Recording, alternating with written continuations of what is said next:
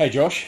There you go, mate. Yeah, not too bad. Thanks for having me in this lovely office setup at your home. You're right, mate. I was going to say nice to be here, but it's my house. Yeah, yeah. And it's bloody beautiful. Like Yeah, it's thanks, a man. really nice office setup. Yeah. I think space is important. You're Mm. down here doing work, especially the work that we're doing, the sort of stuff that we're doing. Yep. An office space. It's It's your hot, like, environment, dude. It's, yeah, it's homely, it's comfortable, it's mm, inviting. mm. It's Yeah, and man. nice and dark to like. Yeah, Yeah. yeah. Yeah, it makes the lighting, stand Yeah. out a little bit, so you can see less of the horrid features I was born with. But more of the fancy Mate, you're lighting we looking have good, everywhere. especially with these lights. Yeah. So it's nice to finally chat to you and meet you. It is, mate. It's I been stood you up last time. Apologies for that, mate. No, that's right. That's all right. Yeah, here's what it is. Yeah. But it happens when it's supposed to happen, which is Exactly now. right. So, Yeah. So Josh, for the viewers, Mm. you're a father, I am. Yes. veteran, Yes. personal development coach, Yes. AI coach, Yes. athlete, Yes. skateboarder. Yes. Anything else? I can be a bit of a tool sometimes, but we all can. Can't we all? Yeah. No, look, I think that's about it. When you come to identities and labels, as a speaker, facilitator, Yep. coach, business coach, life coach, personal development, it all just rolls into one thing, man. It's all just who I am and what I like doing in life. That's Yep. pretty much what I've built my career and business around. Is what do I like doing? Yeah. Awesome. Yeah, man. Yeah. Yeah. But I really like that you started with father.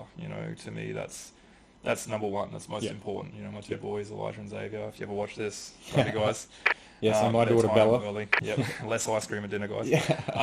Yeah. For me, that's of all the labels and identities.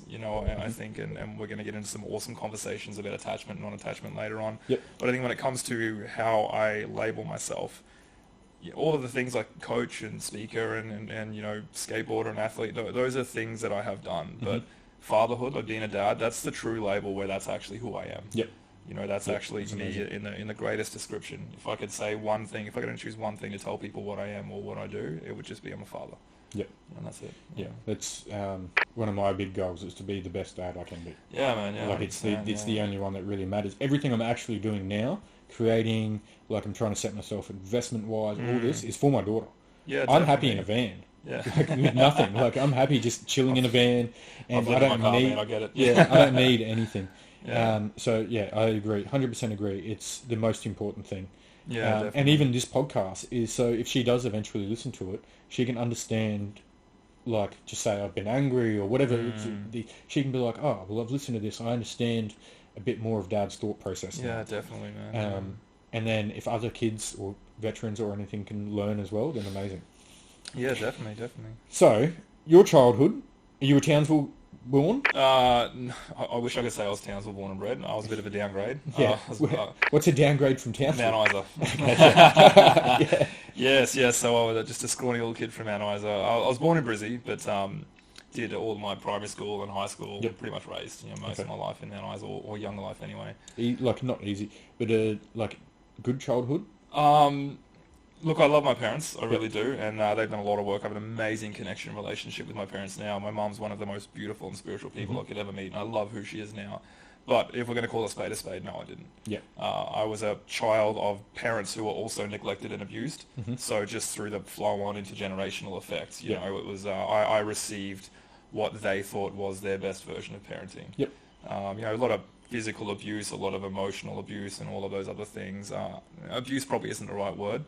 But that was my experience as a childhood. In my childhood. And then how did you get through that yourself as a child? Like, can you remember, like... No, trauma block most Yes, of it out, my childhood. Yeah, and I guess that's it's the part of the mind that acts as the protector, the ego. It's done exactly what it's supposed to do, and block out some of those experiences that were painful. But unfortunately, when you run that protection mode within your mind, then that makes later teenage years and early adulthood really, really difficult, because you have so much suppression and crazy emotions and chaos and these horrible psychological experiences. But because you've blocked out the cause from the trauma in childhood, you don't actually know why it's happening, and that's just...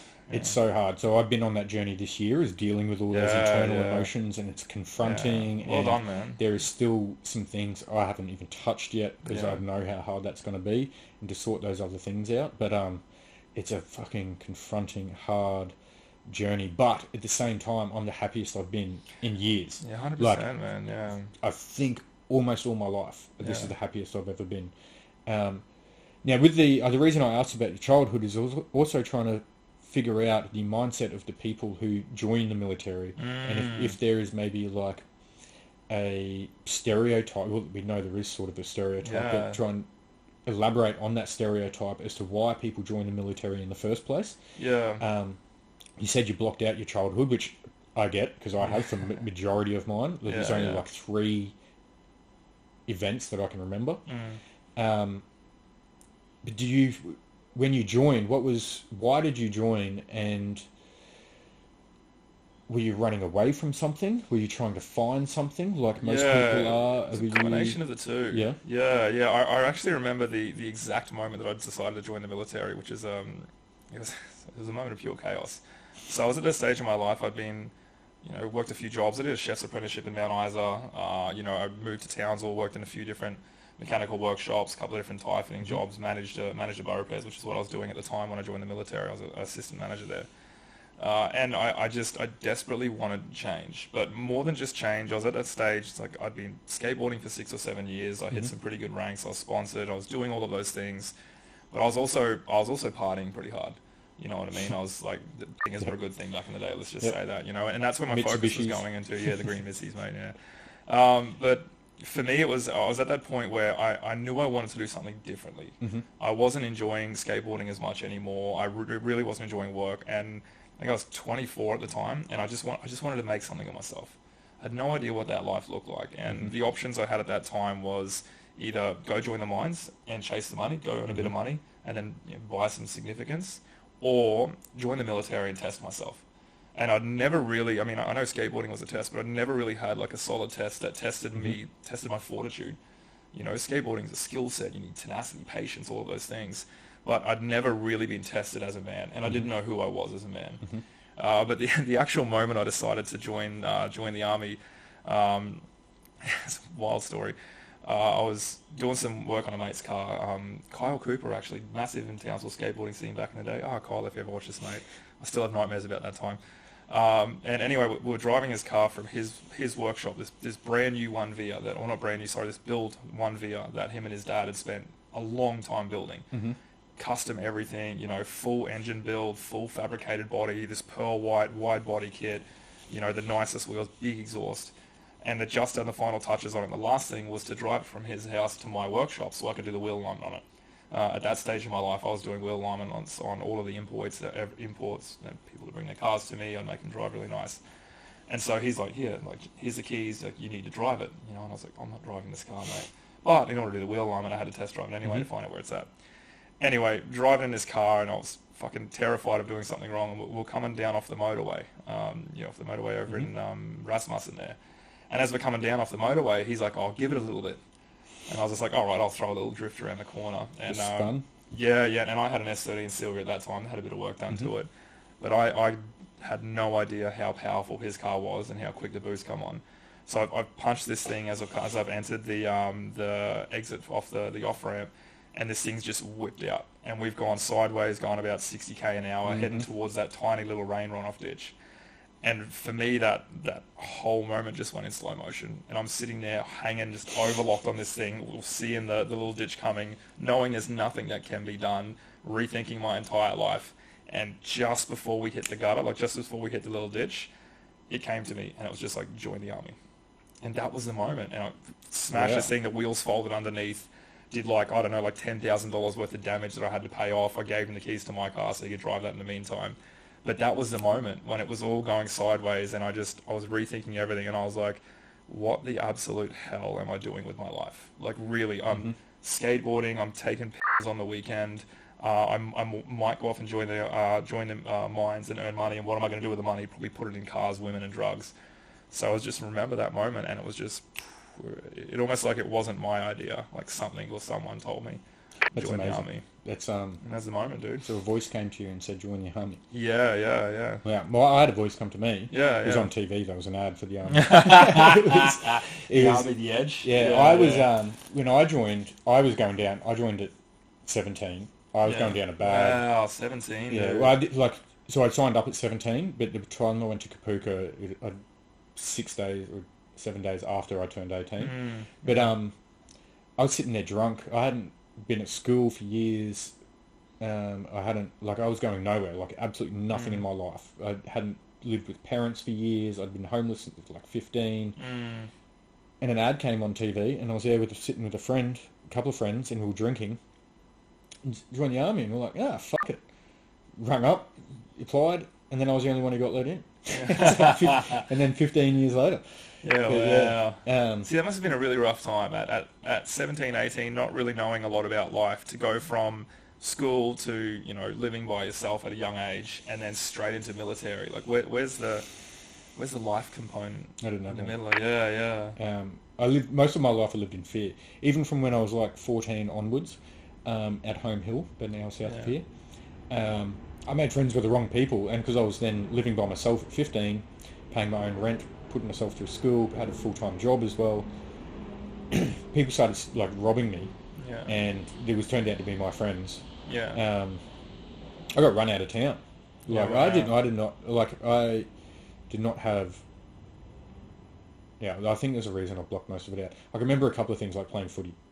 I was really, really good at rugby league. But once again, once I hit like 15, didn't have discipline or mentor or role model or anything. So I'm glad that I was drunk and joined the army for a TV ad, because I honestly think I would have went to jail. Like, the people I was living with, they ended up in jail. So I'm glad. I don't know why I joined, but I'm glad I joined. Even though I've suffered mentally, physically, everything from service, it still instilled things into me I don't think I would have got anywhere else. So There's a skill set it teaches you. It's a lot of transferable skills. And what I don't like about the skill set it teaches you, though, is I have all these skills that I've done, and I haven't used any of them since getting out. Like, there is not a great need for the weapon quals, mate. Weapon quals, jumping out of plane, it was And then, so when you meet people once you get out, like Kyron, who you met before, here I am, I did this, and I did this, and I did this, but there's no, like, he sees me as I am now, and he's like, I don't know if he does feel like that, but I feel like people would be like, no, I don't think you did, because they've seen me give up a lot, and struggle mentally, and depression, and when you say, I could jump out of planes, and I fucking didn't sleep for 5 days and still performed and all this, and then people are like, no, you didn't. Like, you can barely get off the couch. And that's the bit I don't like, is that I can't go and prove how good I was. But I'm now... That was an old way of thinking that I had, and now this new way is like, that was a part of my life. That's a great way to look at it. And now I'm moving forward with my life, and I don't want to jump out of planes. Like, why do I talk about it, jumping out of planes, when I fucking hated it to begin with? Well, it's the glory days, right? You always reminisce on the greatest times. And I think that's a big problem with veterans. It's massive in the veteran community. The glory days. The glory days. I did this, and then they have a victim mentality to come along with it, and be like, I can't do this anymore because of this, and then and 20 years later, when they can definitely do something, but they're still stuck in. And that's what I'm finding out. I called myself broken. Like, I've had 7 or 8 surgeries. I've been sat on the couch for a year and a half, depressed, fucking suicidal, drinking, doing all the drugs, and I called myself broken for so many years. And I realised when I was calling myself broken, I was talking about it in a negative light, and it wasn't healing because of that. So now I've changed my mindset to, now I'm healing, I'm not broken, I'm fixable. Because I know, like, I wouldn't go for a run. I still haven't run in like 2 years because of my knee. But I know that if I trained for a year, gradually, slowly, building up the strength in my knee, putting in the time, dedication, and hard work, I would be able to run again. And it's with most injuries. Like... Wouldn't even take a year. Wouldn't even take a year. And and then I see people like Curtis McGrath. Do you know of Curtis McGrath? He was an engineer, he got blown up overseas, lost his legs. He's now like the world champion, holds the world record for canoeing and shit like that. Been to 2 Paralympics, won all the golds. But here we are broken. And here I am broken. Like, It is a huge problem, and it's that victim mentality, it's that mindset, and mindset's not everything. And this is where I feel that, when I first started this coaching space, I did want to specifically work with veterans. But being in that space for a period of time, I recognized that there's such a victim mentality, and that most veterans don't want to do anything. And after a period of time, being broken just becomes the excuse to be lazy. Yeah. Because if I can get paid hundreds of thousands of dollars a year by DVA to do nothing and just claim that I'm broken, well, of course, after the time we spend in the military and the things that we do and some of the psychological and emotional damage that's done, I mean, you do need some time off, but you kind of got to get back on the horse, and a lot of the times there's the Army is such a strong, has such a strong focus on mindset. What's the military mindset? Yeah. You know what I mean? Think about your actions. You need to be in the right mindset. And so when we leave the military, when we leave the military, our bodies leave the military, our emotions and our mindset stays in, but the environment doesn't match. And this is where a lot of the chaos and turmoil comes from. And this is one of the programs of the mind, is the actual function of the mind is to create coherence between the programs of your mind and your reality. It's not the other way around. It doesn't create coherence between, okay, this is my reality, so let me change my mindset to match my reality. It goes, this is my mindset, so let's distort the reality so that it matches what I'm thinking. Let's distort what we physically see, and there's so many functions of the brain that actually have a part to play in this to match what I think about myself, to match my mindset. But mindsets, it's one small piece of the puzzle. There's emotional regulation, there's these physiological responses within your body. And real talk, there's things like the soul, there's things like spirituality, there's the metaphysical aspects of life that we can't see, touch, or smell, but we can experience. You experience them by putting ourselves in different states, by meditating, by doing breath work, and all of these other ways to get out of the mind, which is where the problems are created, and into our body to be able to feel more of life. Yeah. So we're in the military, it's mindset, it's physical, it's do this, and then you get out and we're like, okay, no, I have a mindset problem, I'm stuck in my mind, I have to think my way out of it. But I mean, Albert Einstein 101, right? You can't think your way out of a problem that you thought your way into. I fucking try. I am always in my mind. Man, always. Yeah. Is it like the military training? Like that I have 30 courses of action for everything I do. Yeah. So if anything goes wrong, I can step in and take it. For everything. It actually, like, I'm trying to learn to go with the flow. It's really fucking hard. Yeah. But I overanalyze like everything, and and then puts me into that state of anxiety, state of fear. Well, what does it give you by overanalyzing? It gives you something, else you wouldn't do it. It's human condition 101. We do things because it's to fill a need, and it gives us something. So by overanalyzing, what does it do? It's probably, thinking about it now, I've probably got a fear of making myself look bad, or like a judgment thing. Yeah. So if I've got, and this is without too much thought into it, I'm going to unpack this later though, because I haven't thought about that, but it's probably a judgment thing. So I always look good, because that is a huge thing that I'd worked on throughout, but self-worth and self-worth is a huge thing from my childhood through to even in the military, is something I have to work on. I don't really have much self-worth, and I think that has a lot to do with a lot of my underlying problems. Well, fear of judgment's massive, man. It's rife, not just in the veteran community, just in general. You know what I mean? But it's a funny thing to be afraid of, isn't it? It's a funny thing to be afraid of the thoughts and opinions that someone else has in their head, and so much so that you do things and dress differently and act a certain way. The thing is that's blown my mind is you don't actually know if that person's thinking those thoughts. The majority of the time, they're just in their own universe, and you're putting thoughts into their head. And you're living in this fear, but really they haven't even noticed you standing there.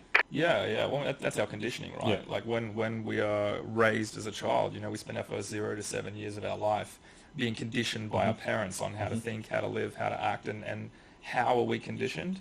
By what our parents tell us, by how our parents judge us. No, don't wear that. That doesn't match. Put these on. You know what I mean? Hurry up and put your shoes on. We need to leave. You're teaching a child that they're not capable of doing things. You're teaching a child unconsciously that the way they're doing things is not right. You're teaching a child that their actions and their reality don't match what's happening outside themselves. So how do they protect themselves from that? By running a program in my mind that says, what is this person thinking? What is this person saying? Because when I try and express myself as a child unconsciously, I was met with criticism. Don't do that. And sometimes it's harmless, you know what I mean? Like, don't jump off the table, you might break your ankle. Yeah, we need to tell our children that, but what we're instilling in them is self-doubt. Yeah. Because to them, they think it's possible. Yeah. So what we're doing is we're making them think, well, am I capable of doing this? Which by turn, if it keeps happening, and then if it's reinforced negatively, then it just becomes the inner critic. It just becomes self-judgment. So it's just a conditioned way of living and being. And you can see why so many people live in fear now. 100%. Because this snowballs on throughout I don't know if I should do this because they weren't. They weren't taught as children to trust themselves, because every time they tried to do something, what did their parents do? Correct them. Yeah. And if you're constantly being corrected, I mean, we as parents usually think we're teaching them and we're having a moment and we're guiding them, but what we are in a way, but what we're actually doing is instilling things like doubt. We're instilling things like judgment. That's huge. We're taking away their ability to trust themselves and make decisions and deal with consequences and come to us when they need us. So they just don't make decisions. Yeah, that's huge. Because I have noticed that in today's world is they don't make decisions. There's no... No. And they're scared to say anything in case what happens if they're judged. And they're scared to try, like really try, like, It wasn't the word I was thinking of, but yeah. Well, if you're constantly criticised and judged as a child, whether it's good or bad, positive or negative for safety or not, you're just going to, of course you're not going to try anymore. And it's funny because how many parents do that? Like all of them. Almost all of them, yeah. And here's the thing, like, pro tip for the watchers and listeners out there, you're going to traumatize your kids. It's going to happen. Yeah. It's going to happen. It just depends on what level. Yeah. And it just depends on whether or not you're just re-traumatizing your own inner child in the process, because all you're doing is allowing the patterns from your intergenerational trauma and intergenerational lines to be played out again through your actions and through your words. Or are you going to heal from that stuff so your children don't have to do that? And then instead, they're just traumatized by the stuff that you do, not the intergenerational line of what happened to your parents. And it's funny, right? If you have those moments where you just say no to your child for no reason without thinking about it. And it's like, why am I even saying no right now? Well, you're not. That's actually your parents saying no to your inner child. And that's the program that you're run. And you're so conditioned to that response as a child that when you look at your child doing something, the way that your initial reaction is to them is it's not to them, it's the memory of how you were at that age and what was spoken to you and how you were treated. Yep. That's the intergenerational parenting and the intergenerational patterns. You know? It's something this year is when I started it. Instead of saying no or yes or whatever, I would give the reasoning behind it to help them understand, to help my daughter understand. Be like, hey, no, we can't go do this because of these reasons. And there's like 4 different reasons why we can't do it. And I just noticed that there was less fighting. There was even just that at that level, there's like less fighting. There was less arguing. There was probably more love because they understand. You're not just being a fuckhead saying no for no reason. Yeah, and I mean that's a massive change. But would you be open if I was to offer you something different instead of saying no and then giving them reasons? You know, the greatest thing a child can do is learn by questions. Yep. So ask them why would you like that? You know. What else? What would happen if you have that? What would happen if you don't have that? You know, well, we have to go here later on, so do you think it's a good idea? You know, if there's 4 reasons no, well, the answer is no. Instead of saying no and then justifying your no with here's the reason why, let them know that what you have going on, let them know the reasons, and say, so what do you think we should do here? Do you think it's a good idea to do this? And then they might go, oh, no. And what they're learning to do is make their own decisions and future pace, look into the future and look at what else is happening. You know, I like that. Yeah, and it's question-based learning. That's and one of the biggest things that I work within my clients, regardless of whether my clients are coaches, you know, I'm doing business coaching, personal development coaching, whatever it might be. One of the biggest aspects I help people with is conscious parenting. You know, how to raise your children consciously, not through the unconscious programs of your childhood and your parents' generations and all those sort of things. That's amazing. Because that's my biggest hurdle is parenting. So being in the military, I just to give a quick about my life and my daughter. I would have been 19 when I deployed, and 3 weeks into my trip overseas, the girl I was dating, who'd been dating for about 6 months, was like, hey, I'm pregnant. Yeah, wow. And I was like, oh, shit. And then on Rockall, we came back and I got married at a courthouse. But then I stayed with her mum for a couple of years. But then I posted away, and she stayed here in Townsville. And then I would see her school holidays and phone calls. But the longer and longer I was away, like the less the phone calls got. And not because I didn't love my daughter or anything like that. It was just harder for me to... Because I was a piece of shit. In my mind, I was like, look, my parents weren't fucking there for me, and now I'm not there for my daughter, and like I really want to call her. I'd be looking at my phone, and I'm like, but then I've got to explain why I didn't call yesterday, and like I just sit myself and it's snowpile, and then it'd be like 3 weeks, and still haven't called my daughter, and I haven't been like I've been home, and it like really fucking destroyed me. So I'm trying to do a lot of healing with my daughter, and then being. How old is she now? She'd be 15 in a couple of weeks. Yeah. And then a big thing for me is my anger, which has like my journey with my anger's been great. Like now that I've embarked on it and trying to change it, but like there was times there where I was like scared. I physically saw my daughter being scared of me, and it broke my fucking heart. That's big, man. So that's my biggest hurdle, is trying to become the best dad for her, because everything I do is for her, and I don't even know how to explain that to her. I don't think a child has the capacity to understand such a thing. Yeah. It's not until they get older and they see and they experience and they feel that love for another thing, another person or their own children. Yeah. But what does anger mean to you? Like when you get angry, what meaning do you attach to anger? I've put some thought into like, it's like it's I don't know. It's the only emotion I was shown growing up that I can remember. I don't remember love, like at all. I don't remember any love. And then even in the military, I don't remember love. There's not much of that going around. Like, not in a healthy way. Anyway. I don't know. I don't know. Yeah. Maybe it's the only socially acceptable one men can have in public. I don't know. Yeah.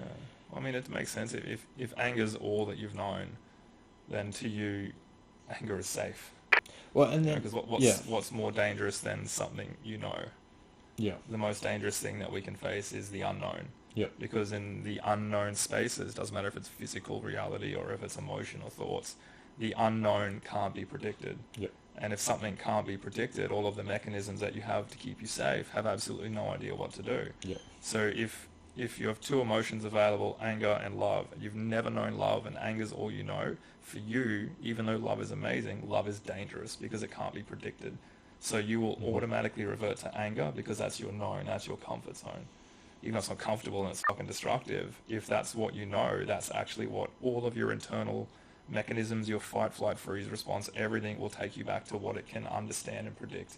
Even if what it can understand and predict is really chaotic and causes damage in the people you love, if that's what your mind can do to keep you safe, then it will. And it's a difficult thing to sort of recognize and understand, but it's also a beautiful recognition, a beautiful pathway. Anger is a wonderful emotion. It really is, and all emotions are sadness, joy, love, happiness, courage, strength, fear, shame, all these different parts of us, all these different emotions. They serve a purpose, and they're all beautiful. They should be respected. They should be invited. And the way that I like to look at anger is it's a great window into something not being right. And anger is a reflection of something in your external world not matching something in your internal world. So what am I thinking and what am I seeing, or what am I seeing and wanting to happen inside? So what are my expectations? And then what's actually happening in this world around me? And if there's a difference in that space, again, the job of the mind is to create coherence between the program and the reality.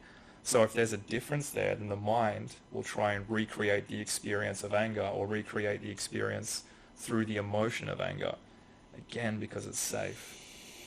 But anger is just showing you that there's something not right. And in the space of something not being right, you can really investigate. Is what's happening outside of me where I should be placing my focus? Or is this an opportunity to turn in and be there for that part of myself that never had anyone there for it? Does that make sense? Yeah, it makes sense. I'm trying to relate it to me, and then what I go through in those moments. See, I notice the anger now. This is how I've like reduced it from, instead of being angry for a week, I can now be angry for a minute. Yeah, that's awesome, man. That's a great journey. But in that minute can be explosive. Yeah. And it's just small shit. Big shit doesn't affect me, but small shit like trying to send an email and you press send. It doesn't end. Yeah, like that shit will annoy me, especially computer work, which is why I've got Kyron to do all this shit. So anger's my a hard one. Yeah. But I just want to... Do you have time and space in your life to be angry? Do you give yourself the space and allow yourself to be angry? No.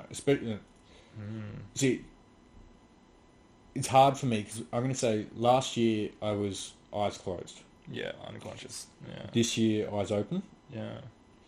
And this year, because of my anger, I really tried not to be angry, so I haven't given myself space. Yeah. Because I'm trying to master it by like suppressing it. And how's that working out for you? Yeah. But I still have my little bursts, but like I think I have vastly improved. Yeah. Like I am so much better now than I was even 6 months ago. Yeah, anger should be celebrated, dude. That's a part of you that knows strength. It's a part of you that protects. It's a part of you that can fight, things off, people off, whatever it might be. Anger should never be suppressed. You should celebrate anger. And when it comes out, that's the time to celebrate it. If you're snapping an email and you're like, celebrate. Holy hell, I just allow myself to feel anger. Because what you suppress, all right, when you suppress and you suppress, suppression leads to depression. All right, but what you express, well, that leads to freedom. So either schedule time in your day to be angry, go outside and beat a boxing bag or do something like that, or every time you feel angry, celebrate it. Say, thank you, anger, because right now you're trying to protect me. Right now you're showing me that something isn't happening the way that I want it to happen. Thank you, anger. Thank you for showing me that. So I can add that in because I try and show gratitude for, not for anger, but for the moment, whatever it is. Let's just say it's this fucking dickhead Townsville driver and they fucking do something stupid. I used to get, like, you should have seen me in the car. Triggered. Now, I'm like, thank you, universe, for giving me a lesson to control my anger. Like, that's how I... Powerful, fucking drivers. Yeah. I just want to bring it back to your military days. Yeah, it was a nice little rabbit hole into that anger was. and emotions there and parenting. We'll get back there. Yeah, man. So you joined the military, joined the army more specifically. Yes. At 24, which is different to most people. Most people join at 18. Yeah. What was that like? So, joining at 24, and how were you perceived as by members of the unit and your peers? Yeah. So it was kind of received well. It was, and I had a lot of the younger crowd kid. I wouldn't really say like they look up to me in that sort of a sense, but there was that little bit of a healthy respect because I was a little bit older, and I basically played the dad in the group. Yep. As most elder do. Yeah. So it was great. And 24 is not even old, but like for the military, when you're surrounded by 18-year-olds. Yeah, I remember having my 25th birthday at ITs actually. Yeah. Okay. But yeah. So one of there was he's not a young fella anymore. One of my best mates, Lance Meredith. I think he turned 18 at IETs. Yeah, right. Or just before IETs. Yep.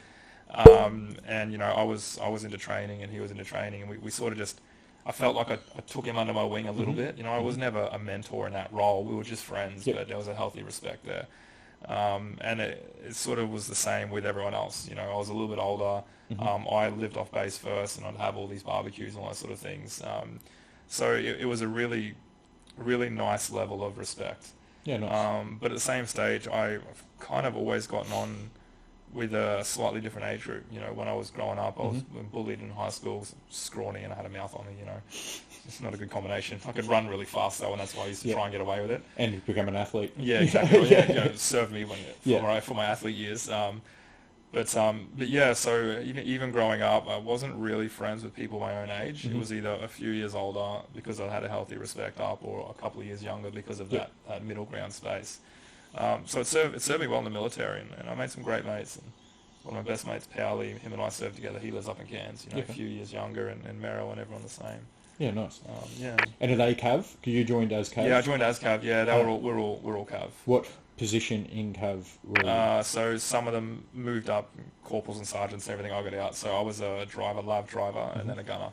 And you deployed as a lav driver? We took bushies over there when we went over there. Yep. My ECN was a lav. Was in labs, but when we were over in the GAM, we had bushies over there. Yeah, cool. Which was great because the air conditioning was phenomenal. Yeah, very cold. Yeah. So you joined and you were posted to Townsville? No, Darwin first. Darwin? How was Darwin? Oh, it was an experience. A wild old time. I was in a relationship at that time. It was long distance. She was here in Townsville. She's the mother of my two boys, actually.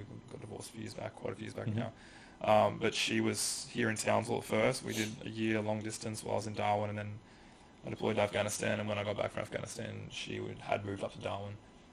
So we were able to live off base then. The when you deployed, before we get into your Mm. version of history of you deploying, I love that, my you, version of history. I want to touch on. Do you know much about your partner at the time and what she went through for that year that you were gone? And Honestly, man, like I was extremely unconscious of other people and Okay. experiences at that time. Yep. You know what I mean? I hadn't yet woken up. I hadn't yet have conscious or spiritual awakenings. Yep. So I was very present, but also at the same time I was only present with myself, and I was very much in states of anxiety and depression and PTSD from childhood and from some of the Yep. experiences prior to even Yep. joining the military, prior to even going to Afghanistan. So I know that myself, I wasn't very present. I was either thinking about a past anxiety or past experience that had happened, which created fear, projecting that out into the future to try and protect myself from ever moving through those experiences then. But as you know, when you're constantly running away from your fears and creating these anxieties in the future, you experience it all now. So my psychology at the time was very, very fractured. My personality and who I was very, very fractured. Okay. So I wasn't able to truly connect with her or truly understand what her experience was because my experience was so chaotic. Yep. I was very much a people pleaser though. My way of creating safety as a child and in my younger years was to make sure the world around me was happy, make sure people around me was happy. I was class clown and the black sheep of the family, and that was actually one of the biggest drivers for me competing in different sports and becoming a champion in different sports. Was when I was winning and when I was being funny and when I was caring about other people. For me, I was safe. I wasn't in threat, and it was the same in my early relationships. I completely forgot everything about me and dove everything. How can I be there? What can I do for you? What can I support you? I want to give you above and beyond. And unfortunately, for a woman, for the feminine energy, it's a very depolarizing experience to see a man not stand up as a man, but instead dote after a woman. The yeah, that's me. Yeah, You've just well, described me. That was my past experiences. So You've just described me, even up to this year. Yeah. This year, I started dating someone this year. We broke up this year, or we just started dating end of last year. Broke up this year. I didn't realize I was codependent. yeah, I don't even know if many people know what that is, but No, it's no. fucking. yeah, So I'm doing a codependency course at the moment, yeah. and it's. It's I was eye-opening, very isn't much it? a people please. The Yeah. same thing. Just Yeah. if everyone else is happy, Yeah, it made me feel good and happy. yeah. And, but I would deplete myself and have nothing left to have live. nothing left. To And the point snap I'd have and no be money, emotional and I'd have no angry. emotional Yeah. energy, I'd have nothing Yeah. except anger. Well, I did that in 2 relationships. Yep. I've only had 3. My current partner, who I'm with now, very, very conscious relationship. We've both been on the self-discovery journey for a long time. She's very successful in her business ventures. She's a coach as well, so we have that gift of being quite aware and understanding of the human condition. But my previous 2 relationships, I went completely broke twice trying to please, trying to do everything, trying to be someone that I wasn't, because that's what I thought you do, Yep. And I know why. It's not that I witnessed that in my in the relationship with my parents. My birth father, I don't know anything about him. Sort of left when I was 3 or 4 or something along those lines. But my stepfather, who's still dad to me now, he was present, but he wasn't emotionally aware, available at all. He'd play with us and had one emotion, and it was the emotions were either no emotion and a little bit cranky, or just happy and play with us from time to time. So, but where I learnt about relationships was from the TV shows I used to watch, which was Disney movies. So for me, Romance and the way love, that- that's where I got yeah, mine it's from. Yeah. my idea, and Disney movies, the thing is the way that we are conditioned as a child is not just from our experience with our parents and what they say, but from the television shows we watch.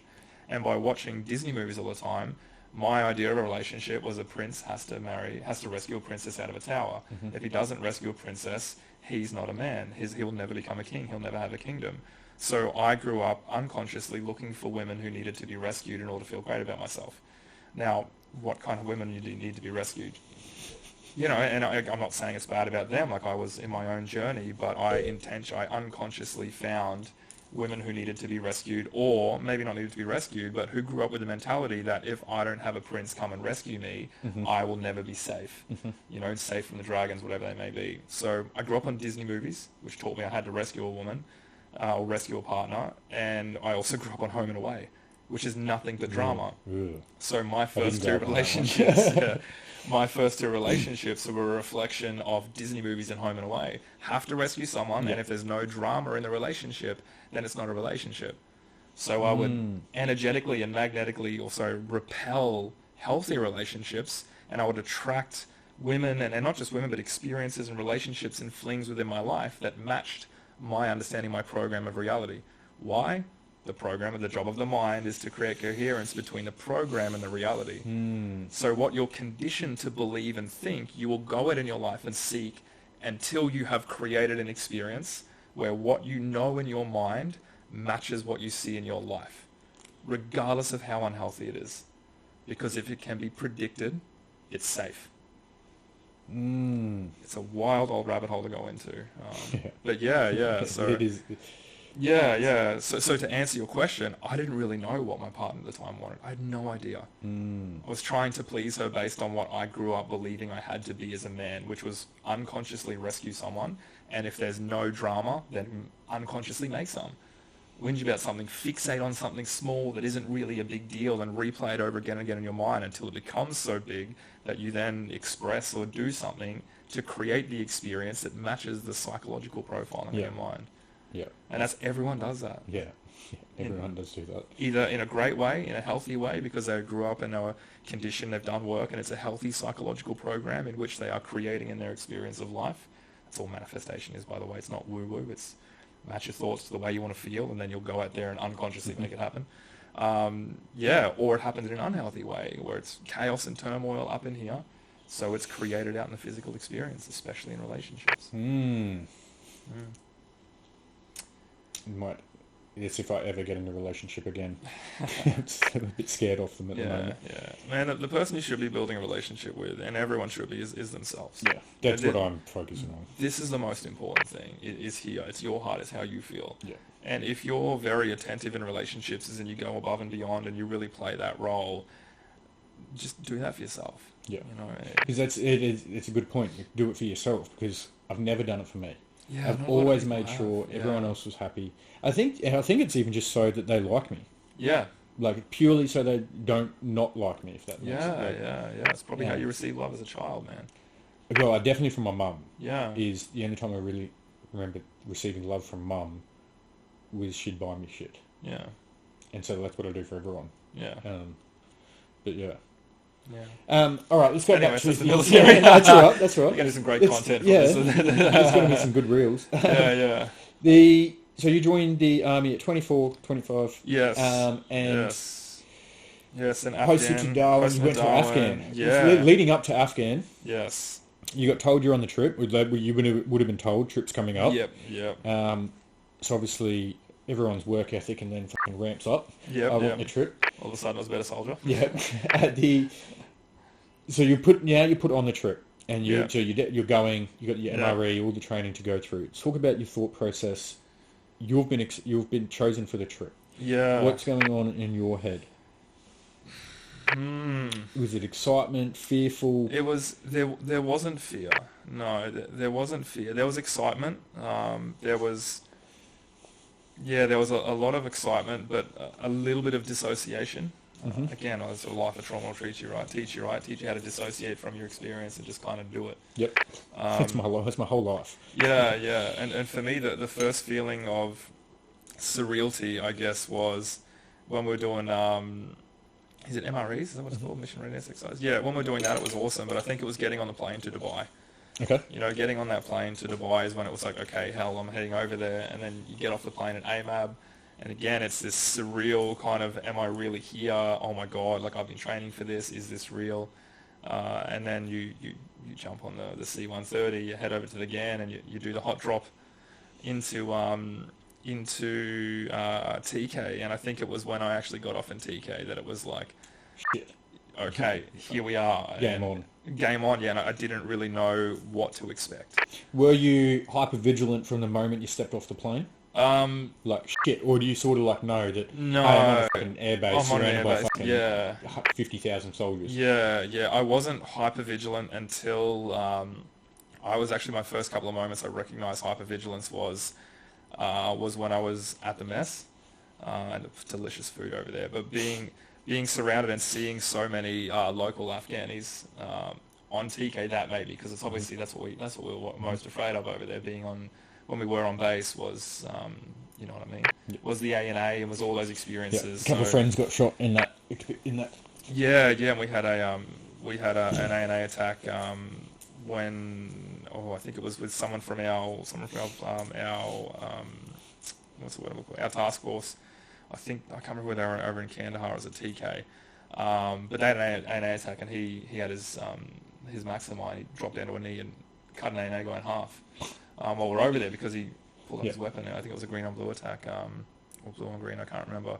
And you hear about that, and it's like, okay, well, the most danger I'm going to be in when I first arrive, get on there and do your thing at 2K, at TK, is going to be from one of these people. New faces, you don't know who anyone is. Exactly right, yeah. So that's when the hypervigilance really, really started for me.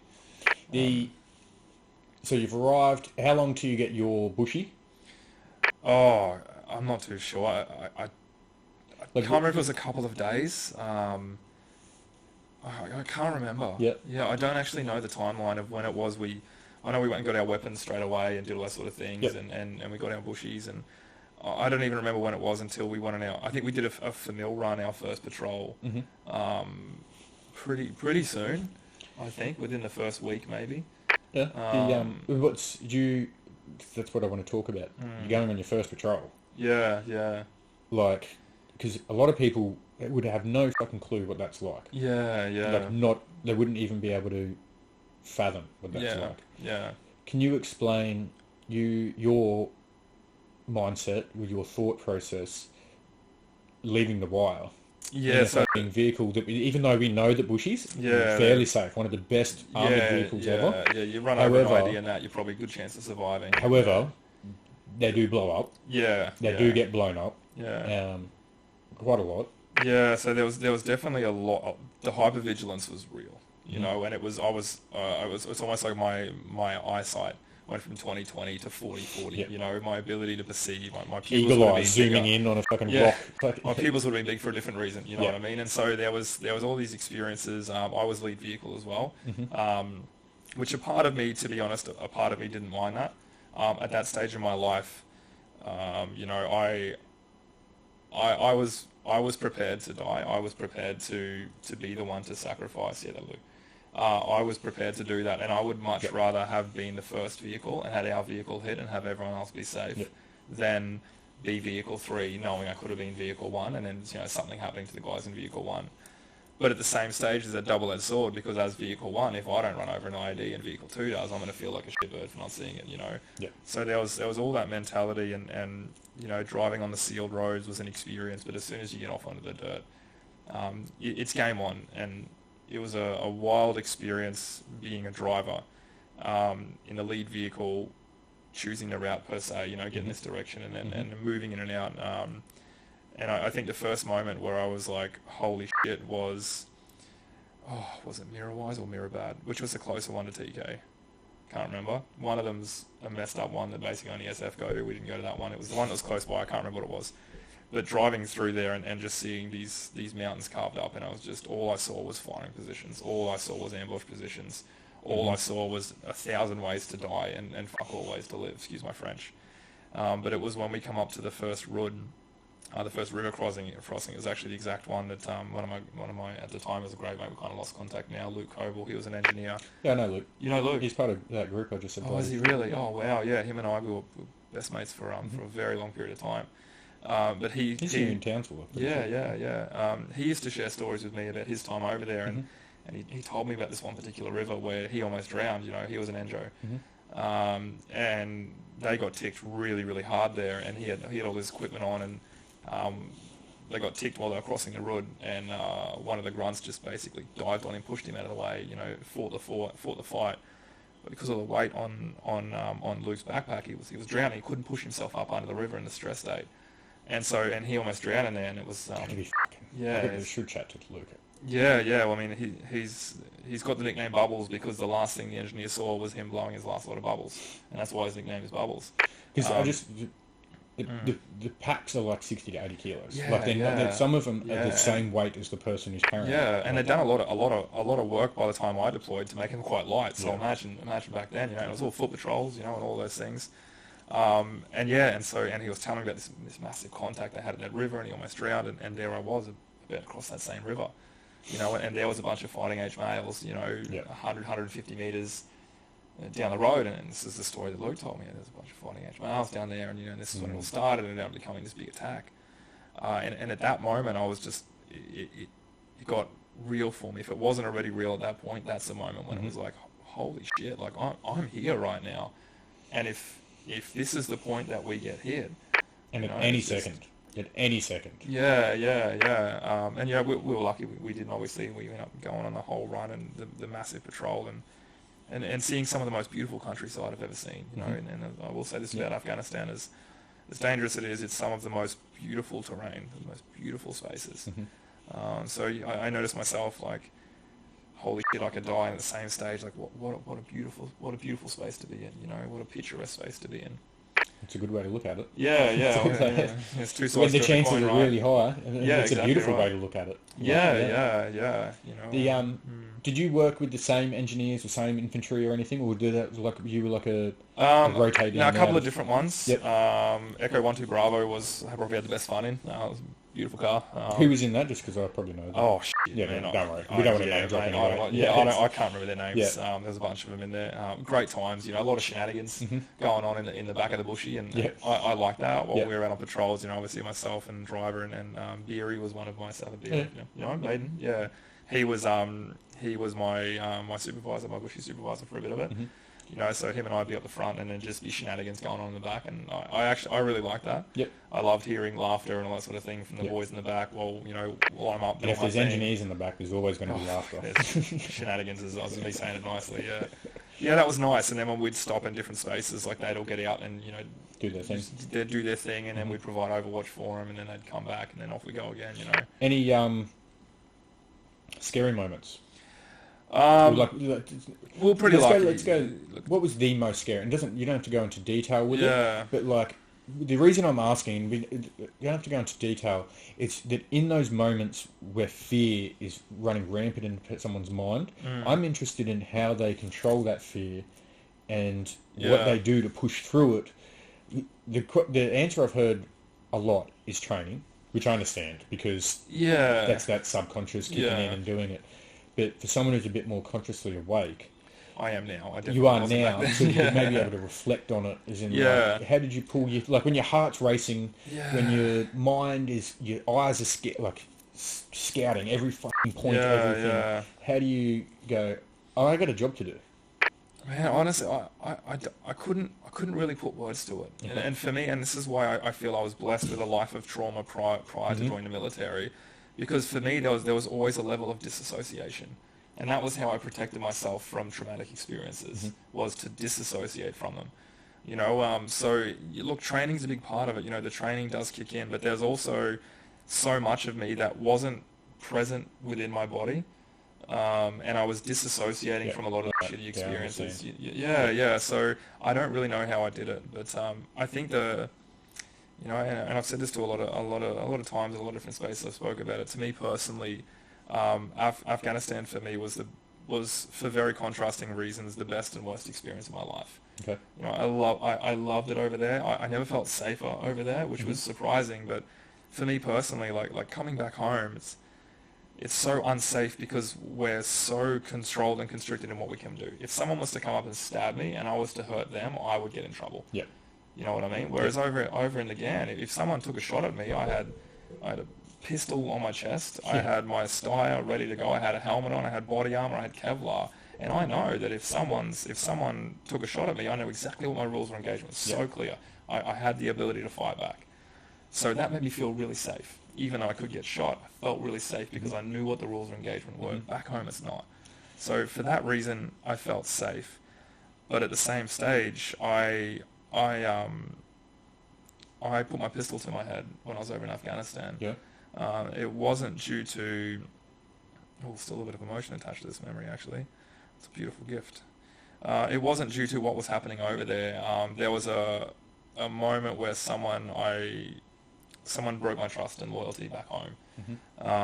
And that threw me in such a state of chaos because while I was over there, and this is just from my personal experience, maybe it's the same, it was the thoughts of everything being at home and life being okay and having that trust and that support system at home that really, those times where I was lost in my mind over there, it was always that memory of going home in a few months' time or whatever it might be. So when I found out that there was, that this experience happened, it rattled me. It rattled me so much, and it was. I remember it was one night, about 2 or 3 nights after I found out, where I told my roommate, I was just like, I'm just going to go grab a coffee, go to Green Beans, grab a coffee, and I had my pistol on me, left all my equipment in the, left everything in the hard standing in the room, and I just went for a walk. I went to found some Connexes, right at the back of base, right near the hard wall, and I just went over there and. I hadn't planned to kill myself. I wasn't even in control. I was just walking over there, and I went and found this space, and it was just so much I had to escape. So yeah, I took my pistol out, put it to my head, and at that moment, I still to this day don't know if I was screaming out loud or just screaming inside of my head. But in that moment, it was just I wanted to end my life. And it was just this little voice inside of me that it just said, not yet. That voice. Yeah. And for me, those words, not yet, were very reassuring. It didn't say no. The voice didn't say no, don't do it. The voice just said to me, not yet. This isn't the time. This isn't the time. Basically, you can kill yourself, but not yet. And so I gripped with that moment, and that was right towards the end of my trip. And I ended up, straight after that, I ended up walking back up to the room, just chaos, emotion. I was sweating. I was freezing cold at the same time, and as I was walking back up, back through the hard standing, the CO's room was right there, and my room was upstairs, and he was, I think the door was open, and he just seen me as I walked upstairs, and I just caught eyes with him, and he's just like, stop, invited me into the room, and he asked me what happened, and I just said, I told him what happened, and I said, this has just happened, like I've just found out this news from back home, I've just put my pistol to my head, and then from there, that was, he got the ball rolling, and I ended up leaving Afghanistan. I think it was about 2 weeks early. Okay. How were you treated once that information was put out there? Oh, honestly, by the rank, by sergeants and by corporals and by diggers, I was treated like shit. Yeah, I was treated I would have assumed like absolute shit. And one of the corporals told me, he said, "Oh, if you come and told me, and it went up the chain of command, it would have been okay." Yeah. But I didn't go and knock on the CO's door. He saw me, and I was like on the verge of just having this massive meltdown, and we witnessed that. I could see that you would have been treated bad because I know a couple of people that did leave early for reasons back at home. One of them affected so much he killed himself that he came home and was disowned. From everyone. But really, his wife and his kids needed him. And he was that thing. It was like going overseas, testing yourself as a man. You're there for your brothers. You want to be there in case they get in the shit. But then you've got your wife and your kids, and it broke him. That decision to come home early, and he was not. It was bad. So I could see that happening. But at the same time, I'm very grateful that like I would have looked at it differently back in the day. But walking past the CO's office. CO's door that's open and he sees you and pulls you in. That's just meant to be. Yeah, exactly right. That's just meant to be. Because how many times could you walk past that door and that never be open? Because they're so fucking busy. And for that to happen at that time, because I know the feeling. That feeling that when you walked there, you didn't have a plan to do it, but you just knew something wasn't right, and I had to just be alone. Shaking, the heart, the fucking thoughts. I've had that before several times, and it's fucking daunting. And you just. It's like it's the most lack of control I've ever had for myself in those moments. So thank you for sharing. Yeah, that's okay. Yeah, and it ended up being it was a strange old experience because I came back, and I don't really want to talk bad about the person, the experience over there, and you can. she obviously did what she thought was the right thing for her and who she was and where she was at with her own growth and understanding of the world. So, I've thrown words around before like, manipulation and I've said some pretty nasty things when I was still quite hurt from it, but to look back now, I understand people really well. So for her to do those things and for her to do those actions in that moment, that was the best decision she could have made. And every decision we ever make is the best decision we could have made. Yeah. It's proof because we made the decision. So a lot of forgiveness has come down, very different people back then. But when I come home, I chose to stay with that person. I did, and that was my choice. No one made me do it. I sat down and I listened to reason, if that's what you want to call it. I listened to the conversations, and I made the decision to believe her, and I made the decision to stay. And the only way I was able to do that was by blocking out, suppressing every single part of that experience. I suppressed it all. I just shoved it all down into this tight little ball and threw it down as deep as I could. And and instantly I'm like, I forgot about this now. And I'm going to pretend everything's all happy, and I'm going to live in this false reality, because living in this false reality is better than facing the truth that I wasn't strong enough as a man to walk away from someone who had dishonored me in such a way. And that's what it came down to. So I stayed, It obviously didn't work out. No. We had two beautiful boys for it. Did it not work out because of the lack of trust? Or did you work through that side of things? I personally buried it. Yeah. I buried everything about that, and like anything, it leaks and it comes back. And I may have tried to bury the experience, but what I couldn't bury was the damage. Yeah. And so I became very psychologically disconnected. Yeah. I became a shell of a human being, just living for other people and amplified people pleasing and all of those things. I feel like that's what a lot of men do when they yeah. feel hurt or like have lost trust. And it doesn't have to be from cheating or anything. Yeah. Like I lost trust this year. It's one of the only women I've ever had pure trust in. Like with the cheating and everything. But I lost trust that she had my best intent at heart. My best intentions.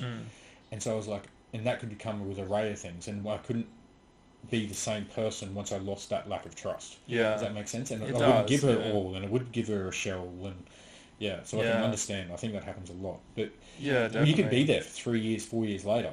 Well, I was. But you're not giving it all, because I'm just going to get hurt again if I do exactly give it all. Right. Yeah, and for me it was all about image. It was all about I didn't want to be judged by other people. Yeah, and that's another fucking thing. So I then created this fake life, and her and I became the happiest couple in the entire military. When so many people are like, oh, we want a couple, like, we want to be like you, and we'd host these barbecues, and on paper and on social media specifically, we had the greatest relationship, but it was an empty shell. Okay. But both of us were in the same mentality of neither one of us wanted to admit that this relationship had just become dull and lifeless. Yeah. So we both kept up the facade and then lived these secret lives of just misery and despair on the inside, and pretending to be happy and all of these things. And it slowly leaked out, just continued to leak out. And eventually we ended up, deciding to separate 3 weeks before finding out she was pregnant with our second child. So we stayed together throughout the duration of the pregnancy, but we knew it wasn't a lot. We were just staying together. And then when my youngest was, I think when he was about 3 months old, or not even 3 months old, he would have been about a month and a half, 2 months old. She moved out and got her own place, and then we started our co-parenting journey from there, really. And has that been amicable since then? Not straight away, no, because it was about a 2-year period where we were kind of on again, off again. We'd sleep with each other every now and then, and we had the desire for a happy family. We had the desire to be there for our children, but there was no trust or love within the dynamics of our relationships, because there was no trust and love within ourselves.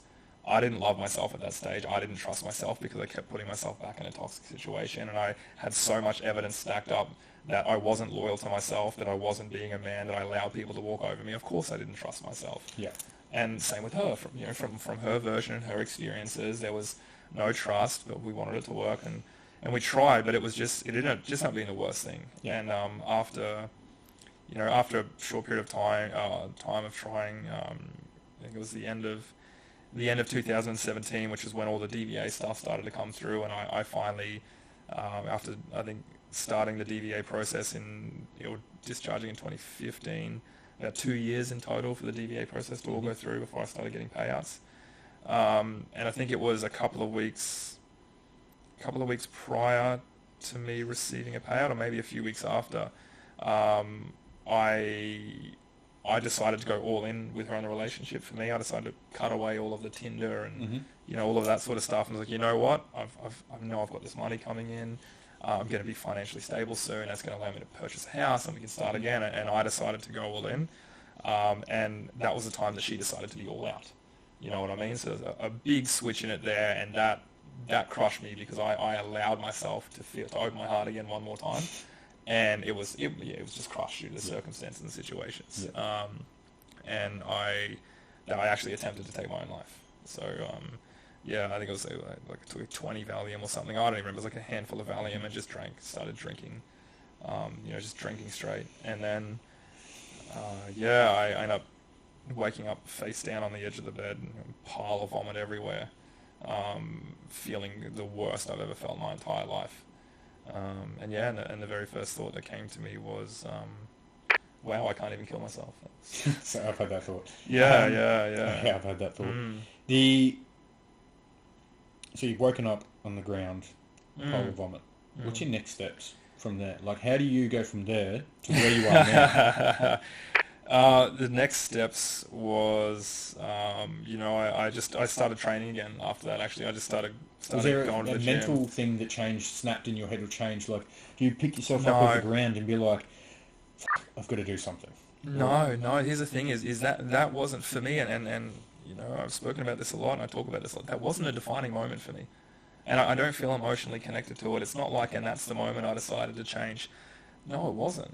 I was just like, oh, I can't even do that. Like, and then I got all this money now. What am I going to do? Self-confidence is even lower. Yeah, exactly right. Yeah, so I just started going to the gym. That was it. I was just like, you know what? F- it. If I can't do anything, I'm just going to go to the gym. I know I used to feel good when I went to the gym, and that's what I started doing. And I started, I'm very much a hyper-fixated type of person, ADHD and dyslexia and high-functioning autism, and so I just picked up the gym and I was like, bam, that was it. I wish I had... Me and the gym did not have that relationship.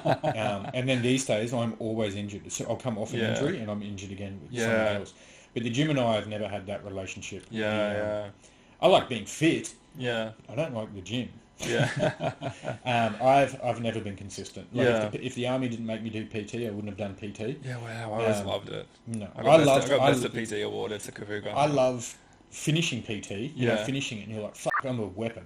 Like, I don't even train. I'm not even trying, and I'm a fucking weapon. Like, I love, But it's a real struggle for me to drag my ass to the fucking gym. Yeah, wow, yeah. It's almost like, I've noticed that the military is amazing at discipline. However, I noticed that it's all external discipline.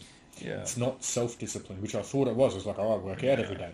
No, you work out every day because you're told to. Motivation. It's fear. You don't want to be looking shit in front of your friends. You don't want to get charged. Yeah, it's all psychological, So, I realised that a lot of military is external discipline and not self-discipline, and I don't think I have much of the self-discipline. And it's something I'm working towards. And I don't know if many people even know the distinction between the two, that people just hear discipline. And I feel like a lot of people's problem, especially military people's, we don't have self-discipline. Well, I know I don't. It's something you've got to build slowly, gradually, by fucking doing little tasks repeated over and over again. Consistency, But the gym, it just isn't for me. Yeah. And I really want to. I'd love to get a little bit bigger. Like, I got big once. I got to 92 kilos of muscle. It's quite good. I then got 112 kilos of fat. I got put into a mental hospital for 6 or 7 weeks, and the only things they gave you for free was water or milk. Yeah. So I drank like 7 litres of iced coffee a day. Oh, wow. And that got me fat. And like super depressed. But wow, man. Back to... Sorry. I go on tangents all the time. Oh, I love it, man. It's a free-flowing conversation. You just edit it down, or just people get the whole... I just have the whole lot. So you've just attempted suicide. I don't even know if I can say that on these. I can now. But you started working out again, which is obviously changing your mindset. Well, it gave me something different to focus on, and for once, I started to like who I saw in the mirror. Not psychologically, not in any way, shape, or form, but by the programs of the mind, right? The ego, it finds these different things to create identities and then attaches to them. And I started training a lot, and then I started looking good. I started putting on muscle size. I started to feel good physically in the moment, the gym, and then it provided me with a great distraction, which is what I needed, a healthy distraction. The gym was it. And then all of a sudden I started getting attention from girls. You know, it's the way of it, right? I used to train at a great time when all the single mums used to train. It was phenomenal. What time's that? I can go back to the gym. Yeah. But no, it was great, and I started to get attention from women. You know, for the first time in my life, I started to grow a beard, and I started to, you know, have that sort of manly look. I finally grew into my man body. Get that masculine energy back. Yeah, that masculine energy back. Yeah. And then I got on Tinder, and then all of a sudden, women became my next distraction. And I let's just say from 2018 until I got into a relationship, a 2-year relationship at the start of 2020. So those 2 years were it was a very fun period of time for me. It was very, very fun. You know, and women was my escape, and the gym was my escape, and I was a stripper for 6 months. Yeah. Was that good? It was fun. It was a lot of fun. At that stage, I was like, oh, look at this. This is awesome. I get to pay. I wasn't like full stripper. Yeah. Shirtless waiter. Yeah. You know, all those kind of friends parties. Yeah. A friend of mine, because I played soccer at the time, and a friend of mine tagged me in a post as a joke. Someone put up there, and then the owner of the company reached out to me and was like, hey, do you want to do it? And it was like $150 an hour to flirt with girls with my shirt off. I was flirting with them with my shirt off for free anyway. Yeah. So I was like, ooh, cash money. This is great, you know. And then the self-confidence with that. Yeah, like, exactly right. Like, yeah. Because you can, like, not saying you are, but there's ugly strippers out there just with a good body. And, like, women are like, fuck it. Yeah. But I looked at it very much as a business venture. Like at that stage, at $150 an hour, that was the most I'd ever been paid. I've never been paid that. Oh. $150 an hour. Yeah. I'm about $1,500 an hour now. So I look back now, and I'm like, I used to get paid $150 to float with my shirt on. $1,500 an hour. And I get to keep my shirt on and just talk to people. You know, you can take it off. R-rated podcast. But it was very much like a business venture for me, you know. Yeah. So I treated it with a lot of respect. I didn't hook up. I didn't, you know, sleep with any of the women, and that worked really well because in Townsville there was only a handful of guys doing it at the time. What year was this? And this was 2019, I believe. Yeah. And the guys that were doing it were like a bit sleazy, and they'd flirt and, you know, sleep around and bang all these women. And I didn't, so I got the label of the one that no one could get, you know. It's like, oh, you know, they all tried, because I would always say no and was respectful. It's funny you said that. I was booked out every Thursday, Friday, Saturday night. It was great. Because the couple of friends I have that are strippers, male strippers, they're like, I've slept with the bride-to-be before. Like, it happens more often than not. I'm like, are you fucking serious? The bride-to-bes are out there sleeping around with the strippers they get for the hens night? And he's like, it almost happens probably 2 out of every 3 to 4 parties. Yeah, wow. I'm like, I had a few like try and flirt, but I was just like, no, for me it was business. But I like heard that and it just fucking blew my mind. Yeah. So you're a stripper. Sorry. No, you're right. It was great. Yeah. And at this stage, I had a great. It wasn't an amicable relationship with my boy's mum at all. But we had week on flight, and we just stayed out of each other's lives. If it was about the kids, we'd have communication. If it wasn't about the kids, you know, fine. Which worked out really well. So 1 week was dad life week, which was great. I loved being a dad. I was really, really grounded. And then the next week it was party life, you know, and I partied hard. You know, that 2019 was and even 2020, big years of partying. I would have spent, you know, maybe $70,000 to $100,000 in 2019 on partying. You know, flying my mates up here, just bags of coke. Yeah. You know what I mean? I did the same. I lived in Crowe for 4 years when I was posted down in Sydney. I was on like 130 grand a year, and all of that went to cocaine, alcohol, drugs for women. Yeah, and it's just the next escape. Gym was an escape, then women was an escape, then Tinder was the escape, then stripper was the escape, then drugs were the escape. I spent this whole time post-military just escaping, and that's the common theme with men, unfortunately, is we spend so much of our time trying to escape, but how can you escape yourself? It's not possible. What we're trying to escape is not the past. It's not anything. We're trying to escape ourselves. We're trying to drown it out. And if your way of dealing with your problems is to run from them, you better keep running, because when you stop, they catch up. You know, and it was actually it was after a few years of that lifestyle that's when the change happened for me. That's when I started to go on this personal development journey, and it was the love of two amazing people. One of my best friends in the world, Jen. And one of my other best friends at the time, who we ended up getting in a 2-year relationship with, Kat, we used to hang out all the time, you know, and I didn't have to pretend to be someone different around them. And for me, that was it. I just started to naturally be myself, and they genuinely loved me for who I was when I wasn't pleasing them or when I wasn't trying to be someone else. And in fact, they would protect me from people who would come into my life, because at that stage I had all this money, you know, and I was shouting bags, you know, and they would recognize that and go, hang on a sec, like, this person's not respecting you, this person's only here for that, and they'd really help me out in that way. And it was the love of two genuine people who I respected and looked up to and thought these were amazing people. And it was their love for me that really made me go, hang on a sec. If these two amazing people love me when I'm not pretending to be someone else, maybe there's something here worth discovering. Yeah, and that's what I'm trying to work through now, is that there must be this something here inside that people do love.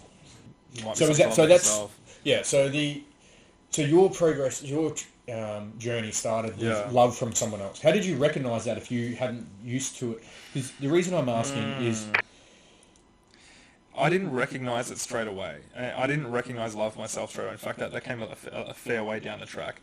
But what I recognise is that in the moments when I don't have to pretend to be someone else, I'm not repelling people. In fact, these people loved me more. They showed me more genuine care and affection, and they held space for me. I could be chaotic, I could be all of these things, and it didn't affect them and it didn't push them away, you know, and I was never chaotic at them, but I had my moments. Yeah. And so what it was, hang on a sec. Normally, this version of me I have to protect, because if I even let a little part of it out, people move away from me. I repel people. And it was a recognition that, hang on a sec, these people are seeing the real me and they're still here. Maybe there's something here that I'm not seeing. And that was the start of it. And I got onto a bloke named Dr. Joe Dispenza. You heard about him? Phenomenal bloke. Phenomenal neuroscientist. Read a few of his things. Yeah, is it up here? No, it must be upstairs. The last one I got was the Supernatural. Supernatural. Yeah, I think it was Breaking the Habit of Being Yourself. But anyway, so it was actually Jen. She, you know, because I was always very, very interested, and even in all of my times of chaos, all of my friends would, you should be a coach, you know, I was great at giving advice, and people felt safe to talk to me, and all these things. But she told me to start watching this guy, and she was just like, man, like, this is super interesting stuff, and he was speaking about neuroscience, and I fell in love, you know, and when I'm fixated on an idea, I'm super, super into it. So I started to dive into this rabbit hole of neuroscience, you know what I mean? I'm like, whoa, what is this? This is so interesting. Like, I feel this. I experience the chaos, and oh God, when I'm in anger, this is what's happening.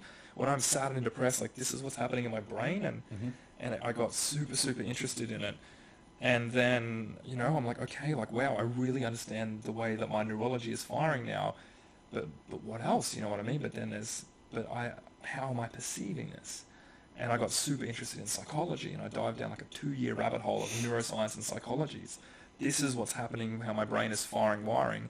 This is how my mind is perceiving and creating and attaching meaning to this. And then I was like, hang on a sec, but then I have this thing called a feeling and emotion. So I started understanding and studying biology and epigenetics and emotional intelligence, and I wanted to understand if my brain was wiring and firing like this, and my mind was creating this perception, and then my body is creating these things called feelings, well, how does that help? How am I acting? So then I dived into behavioral science, and I started getting interested, and then all of a sudden, like, energy came up, and I started to study quantum physics, and then... So that's how I got into this. Quantum physics. Quantum physics. Quantum physics. Yeah, it's a massive... it's one of my cornerstones. Yeah. That's exactly like why I'm here right now. It's because of quantum physics. Yeah. That was I love learning. Like you, just very curious mind. Especially science and learning things, how and why things are. I've got some videos I want to send you. One of my cornerstones and pillars and foundations. Of my coaching program is quantum and tying in quantum and personal development. Yeah, I'll send you some links. It'd be amazing. And I did that in day 3 of the 3-day event I just ran. It was all quantum day, man. That whole side of things is how I honestly think to connect to veterans. The science-based side of things. They're not ready for spirituality. And if I pull out this crystal, I can't even believe I got it. But I pull out a crystal and come meditate with me, no one will fucking come. But it's the fine line of this. Yeah, it's the quantum field. The wording of the spiritual to the matrix or conscious to unconscious people, but passing on the same lessons. That's what I'm trying to. I think where I want to go with the same thing. What I'm learning in the spiritual world. How do I combine the physical to the metaphysical, and then put it into words that unconscious people can fucking relate to, and then slowly wake them up over time. Yeah, you start talking about frequency and vibration. Yeah. Everyone's like, it's woo-woo shit. Yeah, it's like, yeah. no, it's actually not. It's I actually love quantum a bit physics, it's science. Yeah, it's fucking really good science. Everything like, is made out I love of it, energy like, vibrating at people different don't frequency. believe it, like that the air is just filled with information. Yeah, It's like, data, but you can turn on a fucking radio and tune into a frequency. Your brain can do the same for a frequency that's closely related to your reality, or the reality you want. I love, so that's that's what I'm loving, that side of things. It's turning it into woo-woo talk into... So I look at it as quantum physics is just the study of energy, and absolutely everything in existence that is matter and non-matter doesn't matter. It's all just made up with energy vibrating at different frequency. Even steel, if you get an electron microscope and zoom in close enough, you get to the atoms and the subatomic particles, and it's just energy vibrating at different frequencies. And we have the ability to change the way that energy vibrates and behave around us through our electromagnetic field. Every single person has this electromagnetic field around them that has a positive and a negative polarization. Or an aura, whatever you want to call it. And how we think and how we feel and how we act and what we eat changes the frequency in which our electromagnetic field oscillates and vibrates at. And that's all that manifestation is. It isn't close your eyes and wish for $1 million. It's change your emotional or your vibrational state that matches the life you want to experience, and as a natural consequence, you'll start taking different actions, and you'll stop repeating the same shitty cycles of behavior, which keep creating the same shitty patterns in your life and shitty experiences, and you'll start taking action towards creating a life that you want. And it's not like a magic all of a sudden, here's $1 million, but if you start thinking like a millionaire, and you start feeling like a millionaire, you'll start acting like a millionaire, and then you'll make $1 million. And then, because I've had this argument, and it's like, when I try and explain like manifesting, and then people are like, "What are you saying? There's a different reality. There's alternate realities," and I'm like, "Well, there is. There's infinite. Even if you don't believe that, like on the big science level, when you walk away from here, does here exist? What am I doing? You have no idea. But in your head, you're creating a reality for me, and I'm creating a reality for you, and then this is happening a billion times around the fucking world. So at any one stage, there's billions and billions of fucking realities happening. So what are you saying? I can't tune into one of those? You know what it's... So I'm loving that learning. It's an awesome rabbit hole, man. It's a big rabbit hole. Theory. I haven't even heard of that theory. Many worlds theory? Jump onto it, mate. Okay. It's a great one. All right, so let's talk about you've gone from your suicide, you're now to, how do you become a personal development coach? So the coaching aspect of things, it actually came from two defining moments, from two very big defining moments. The first defining moment, which it was my first ever conscious and spiritual awakening. It happened, I was on LSD at the time. And, again, still, I'd studied a lot into neuroscience and psychology and all of these things, and I really started to gain a solid understanding of myself. And so for me, taking LSD, it wasn't so much about the party, it was the altered states of consciousness I wanted to experience. And I remember I was laying out, it was actually here in this house, I was laying upstairs on this big fluoro rainbow-coloured rug that I had, this plush rug, and had some music going. Sounds and I was very just hippie. and I was deep in a trip. Like I was deep in it to a point where, you have that moment where the reality that you've created or experiencing is just this other dimension. And I had these 3 glow sticks in my hand. I had these 3 glow sticks, and at that stage it was prior to me being in a relationship with the person I ended up being in a 2-year relationship with. I think that time frame was, and I had 3 glow sticks in my hand. I don't know why, and for some reason I'd given each of them a representation. And one of them was a representation of the mother of my 2 children. And at that stage I was getting really connected to my kids. I was really starting to understand, my own wounds and recognizing and holding space for my children. So there was a part of me at that stage was like, maybe if I do some work and she does some work, we can overcome it all, truly overcome it all, come back together, and maybe we can actually have that family unit. So one glow stick was a representation of the mother of my children. At that stage, I was starting to have strong feelings for this best friend of mine that I'm getting a 2-year relationship with. And one glow stick was a representation of her. And it was like, which pathway do I go? A part of me wants to go back and repair a relationship for my boy's sake, but my heart and my body wants to jump in a relationship with my best friend at the time, with Kat. And the third glow stick, it had no representation, and I was just sitting there, and this music was blaring, and I was in this big transcendental experience, and then all of a sudden, I dropped the two glow sticks to the side, and I just held the one in the middle, and the representation of that glow stick was me. And as I dropped these other two, I just held this glow stick, and I said, hang on a sec, this is about me. I am enough. And that was the first time ever in my life that I felt like I was enough. That was the first time in my life I ever looked at myself and thought, you know what, mate, like, you're good enough as you are. You don't need another woman. You don't need another person in your life. Like, you're okay. You're enough. And I just had this moment of, I just cried, and I cried, and I cried, but it wasn't tears of joy. It was, for the first time ever, I was so grateful for my experience of life. I was happy. You know, and that was a true moment where I had a conscious awakening. And that point was stage one of my life truly, truly shifting. You know, and I was like, wow, you know what? And I came out of that trip, and all of a sudden I looked at everything differently. And I was able to finally have that conscious awakening and finally become awake. Instead of just run by the unconscious programs of my mind and letting my past conditioning dictate who I was and how I showed up.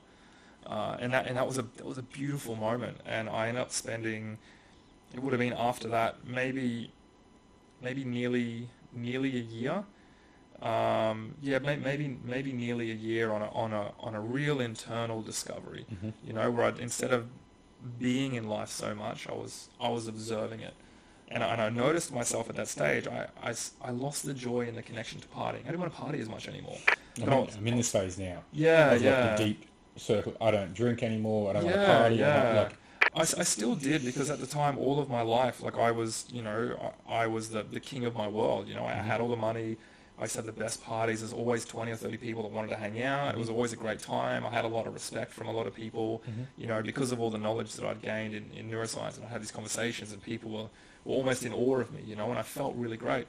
But I didn't have the drive to party, to distract myself anymore, because I didn't want to be distracted. I wanted to learn. So over that maybe a year period, the partying dropped off, and people dropped off, and I stopped wanting to fund the party. And as soon as I stopped wanting to fund the party, you know, a bunch of people left, and awesome, you know, that's their journey. No harm, no foul. I supplied it. They wanted it, and I offered it. But I noticed, like, my relationships and all those sort of things, it just all sort of slowly dissipated over about a year to a 2 year period. But the moment, that was defining moment number one. That was when I decided to really, really do the work. Not just learn, but observe and witness myself. And I think stage one of the journey, and it doesn't matter if it lasts 2 months or 2 years, stage one of the journey is you need to become conscious. You know, and it's not some big spiritual awakening. You need to become more conscious of what's been happening unconsciously. You need to be able to observe yourself rather than just do. You know, not so much a human doing, but a human being. And the second defining moment, I still remember it. It was, I think it was September. What's the month before August? July. July in 2021. And by this stage, I'd tapered right off on partying. I would only party every now and then. People still partied around. I just wasn't interested in it. You know, I was building a pretty solid relationship with Kat at the time, and you know, things were doing what they wanted. I had a strong calling to do more. I didn't know what that more was, but I was really starting to learn what I was capable of, because I could start to predict my own behavior and, you know, become my emotions, and not just mindset, but, you know, love, and started to understand spirituality and dive into some awesome spiritual teachings, and really open myself up to meditation and metaphysical and breath work and these sort of things. And I was doing the folding one day upstairs, and I was just watching a random motivational mix on YouTube. You know, just random YouTube mixes you have on there. Yeah, the rabbit holes and yeah. It was just this random one. I was doing the folding, and this coach and speaker named Rich Lidfin came on, and I can't remember exactly what he said, but he said something to me that just, it all of a sudden I just had this complete altered state of consciousness, and I just dropped to the floor, and I lost the ability to stand, and I just started crying. I was crying, and I was crying, but again, like this first moment, it wasn't sadness. You know, it was this pure emotional release, and I was able to witness and observe myself, and all of a sudden I had so many memories flood to me that I'd forgotten about and I blocked out, and all of the traumatic experience, everything started lining up, and everything had a purpose, and everything made sense, and finally I understood why. I understood my purpose. I understood who I was, and these waves of ecstasy just rushed over me and rushed over me and rushed over me, and then I was just left on the floor in this heap unable to do anything, and it's so clear, so amazingly clear, and I pulled myself off the floor, and then it was like the universe herself spoke to me in these two big booming voice, and she just said two words: life coach. And that was it, and that was the moment for me. And then the algorithm's always listening. All of a sudden on Facebook I started seeing ads for coaching companies and everything, and then this one particular school, the Coaching Institute, popped up, and I commented on one of their posts. They messaged me, I gave my phone number, they called me an hour later, and I signed on right then and there to become a life coach. How amazing. And you haven't looked back? Haven't looked back, no. And you enjoying it? Like, mate, so your much. energy is amazing. Thank you, dude. Thank you. It really is amazing. Yeah, and you can just tell by being in this room how much hard work you put in. You're always all over social media. You're putting in a hard work. Like, it's truly fucking amazing to witness and to watch. Yeah. Because a lot of people aren't doing that work on the inside, and you're not only doing the work on the inside, but you're trying to help others to do that work on the inside. Yeah. And which is healing the world. And anytime we heal the world and give service to others, it's thanks, fucking man. amazing. I appreciate that. Well, that was it's been a couple of years now. I'm what month are we in now? December. So I've just ticked over 2 years. Yep. Since I started my business. Yep. And it's been a wonderful. There's been some challenging times, man. Like, there's been some times where I'd want to quit, but I'm not a quitter. There's no way I'm going to give this gift up. And I have been. I feel like I've been blessed by the universe. I've been blessed with the gift of being able to speak and facilitate and coach people and hold space for people. And because I've taken myself to the deepest depths of my darkest caves, I can witness that in other people. Yep. I can guide them through themselves, and the first couple of years, the first year and a half, it was all personal development, and it was all growth, and it was all this beautiful actual, like generic you call it that, life coaching, helping people through emotional regulations and mindset problems, creating healthy habits, and really helping people heal from their life of trauma. But as my ability to create and run my business increased, I noticed a lot of coaches coming to work with me, not just to help them overcome their own stuff, but also to help them set up and launch their businesses. And I've created a lot of success doing that with my own business now, and that's the focus. That's for us moving forward. So that's amazing because you're one doing the work, helping others that are doing the work, just helping others doing the work. Yeah, the ripple effect. The ripple effect of working with coaches is next level.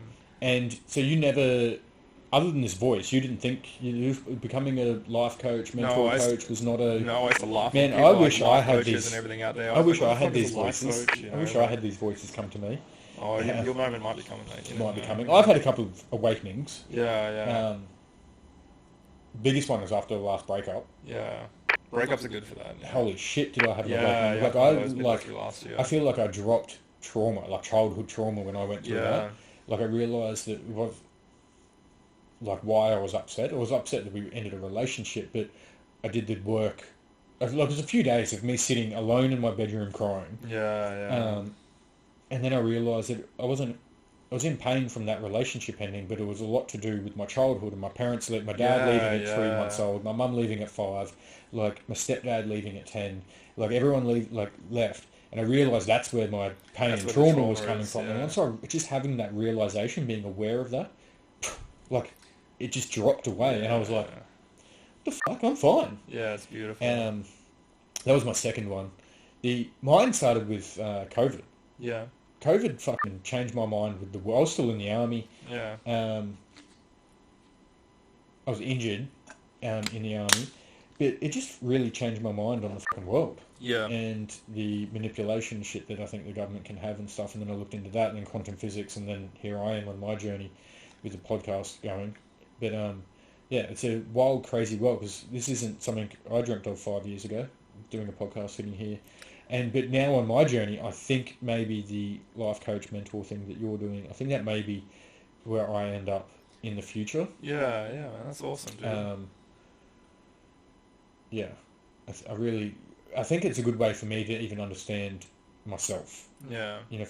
I don't know, the coaching course you did, is that a good way for you to understand yourself? Or is that more of like how to talk to people and how to... Yeah, it was a combination of the both. I didn't have a great experience at that at that coaching school. To be honest, if you want to sponsor me though, I'll have a great experience.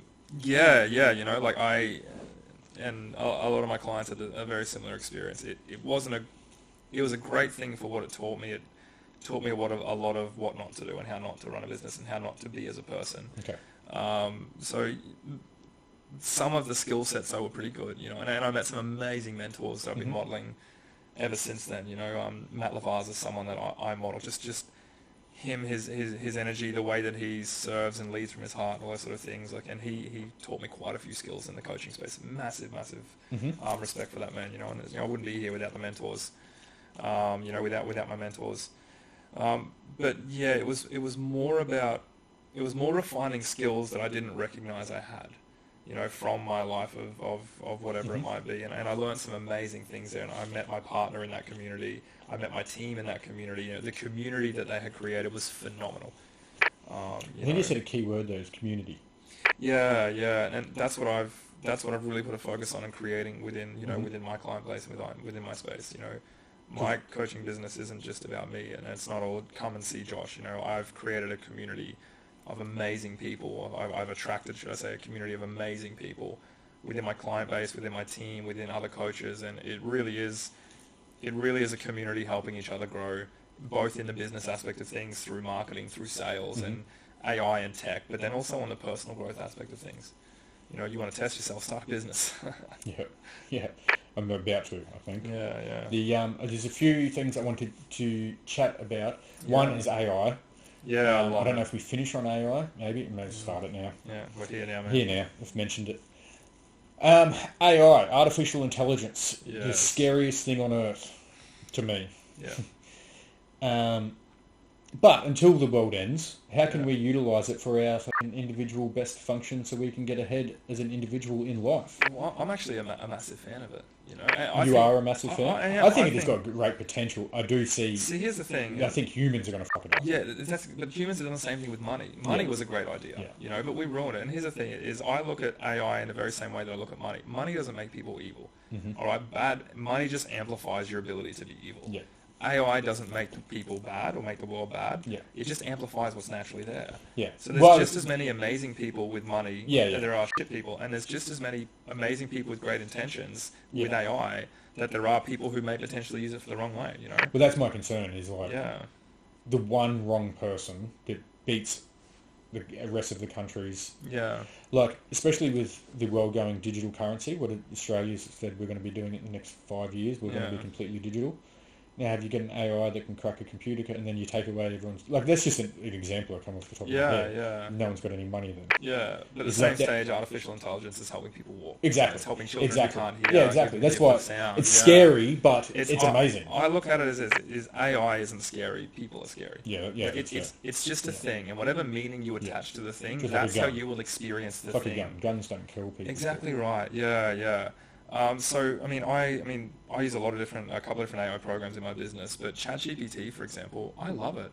I love it so much. I use it within my marketing. I use it to amplify my own voice. I teach my clients, who are both coaches and just my normal personal development clients, how to utilize ChatGPT to help them out, to create structure, to create flow. And the way I look at AI, the way I look at ChatGPT is I use it within creating structure in the back end of my business, you know, and I've created these different ChatGPT threads to fully understand my voice by spending the time with it. I've taken all of my posts over the last 6 months. I've taken all of my journal entries. I sit there and I type what I'm passionate about, my qualifications, you know, what triggers me, all of these different things, and I put this into this ChatGPT thread so it understands absolutely everything there is about to me. How I speak, the tonality, my principles, what I'm passionate about, what I'm afraid of, my strengths, my weaknesses. So when I use ChatGPT within my marketing, I'm not saying, hey, create me a piece of content based off the internet and a bunch of random stuff. I go into my thread and I say, please create me 2 pieces of content that tie in these 2 principles that has this particular message. So do you just like go on to Facebook, copy a bunch of your posts, put that into... This is one of the things that I teach my clients is how can you utilize ChatGPT and AI to help you save time, so that you can spend more time either creating a life and the impact with of your clients. You can spend more time with your children, so you can save time. So one of the things I teach my clients to do is to go back through the last 3 months of their content, copy every single thing that they create themselves, put it into a ChatGPT thread and say, hey, ChatGPT, please learn the tonality, language, principles, values, morals, and ethics of this particular coach or of this particular person. I'll give you some tasks to do soon. And it understands it all. And then it says, please pull out the core values of this particular coach. You know, and then they'll extract their own core values. Please pull out my core principles, extract core principles. And then it's please, understand my qualifications, extract qualifications. And then I can get them, and rather than having to come up with fresh new content, something along those lines, is please create me a piece of content for my ideal client. Is my ideal client. This is my training program. This is what I have the capacity to do. Please give me 4 ideas of content that I can create this week. And it saves them hours and hours and hours. And the way I look at ChatGPT is because some people are like, it's not ethical, it's just a robot, it's all those things. You know, it'll never overtake your creativity, it'll never overtake the human experience. And I agree with that so much, okay? But here's 2 reasons why that's wrong. Number 1, the myth that using AI or using ChatGPT takes away your creativity. It actually amplifies it. It amplifies mine. It amplifies it so much because what I have the ability to access is my own creative psychology, my thoughts, my experiences, and everything that I have ever done in my life. With ChatGPT, I have access to the entire collective consciousness of the human experience. Everything that any human has ever put onto the internet, I can find that information. And ChatGPT is just Google on autopilot, because back in the day I could have found the information, but I would have had to spend hours, weeks, months marketing and researching. I don't have to do that anymore with ChatGPT. Yep. So when I want to learn something, it's amazingly streamlined. So there's myth number 1. That was method 1. That was myth number 1, is it'll take away your creativity. Myth number 2 is that it's unethical because you're not talking to a real person. You know what? And it doesn't even make sense. There's a lot of noise out there. You know what I mean? Like, I'd rather talk to a person, all that sort of things. Look, they're probably messaging on Facebook and but here's the thing, and this is one of the things that I explain to my clients who are like, I'm not really know about AI. Anything I can do to amplify my reach and get more people to come and spend time with me, come and join my coaching programs, come and watch my social media, so that me, the person, can help them transform their life, I'm going to do that.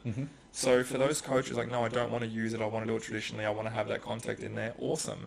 But I can tell you right now, you're going to get left behind by people like myself and by my clients, because anything that I can do to help me bring clients into my life so I can work with them and help them create change and help them create coaching businesses, I'm going to do it. So for me personally, it's not unethical, it's not immoral, it's not bad. It's allowing me to do my genius zone even more, which is work with people. It's a tool. It's just a tool, you know. It's just the internet used to be just a tool, and all these other things just used to be a tool. Yeah, it's just a tool. I can't even see why people would say it's unethical. But and I get a lot of flack for being spiritual. Like I am. I love plant medicine retreats. I love sitting with ayahuasca. I love meditating, and I'm very, very connected to spirituality. Very, very connected to the metaphysical aspects of life. And I cop a lot of flack on social media because my coaching programs, my 3-day events, it's sales, marketing, AI, and spirituality. And there's so many people that are on this spiritual bypass road of like, oh, you're using AI, that's not spiritual, you know what I mean? It's like that you're kind of missing the point of acceptance and oneness and recognizing what it all is if you're then going to discriminate and create separations between things. So I get a lot of hate on Facebook about being in an AI space and a spirituality space at the same time. I'd accept the hate, because if they're commenting on your stuff, you're putting them in the algorithm, which gets you shit seen more. So thanks. And I put up a post today, and it was, what was it? Hate doesn't have the energy to destroy love. So let them judge, because they're drinking the poison, not you. You know what I mean? I almost didn't start the group and the podcast and everything from that fear of judgment and the hatred, and it was such a big fucking thing. I got so much from the veteran community, and from my great mates. The veteran community is so negative. Yeah, from some great mates of mine that are veterans. Yeah, it's like, you pussy, like motivational bullshit, like you're ripping people off, pyramid scheme, and all of these things, and I can see it for what it is, and I'm like, that just shows shows where you are on with your growth. That shows what you're willing to accept and not accept in your life. But I lost so many friends when I started this business. I'm losing them. Yeah, and here's the thing, they weren't really friends. They were just what I was tolerating. Yeah, I've lost a couple this year, which hurts. It really hurts, but not even like losses in like committed suicide, just like we're not friends anymore. Which hurts, and what hurts the most is like those people we were there for each other in our most depressed. Yeah, went to a war zone together. Like just been through a lot, everything, and now You it's started to get not. better. Here I am, Yeah, happier than I've ever been. Like I still have a lot yeah, of man. work to do, and a lot of growth, and a lot of healing, and a lot of everything. But here I am, happier, and I just seem to be losing everyone along the way, and it Yeah, sucks, and it really fucking yeah, hurts. And that was another reason I almost gave it up this year. I've almost given it up a few times.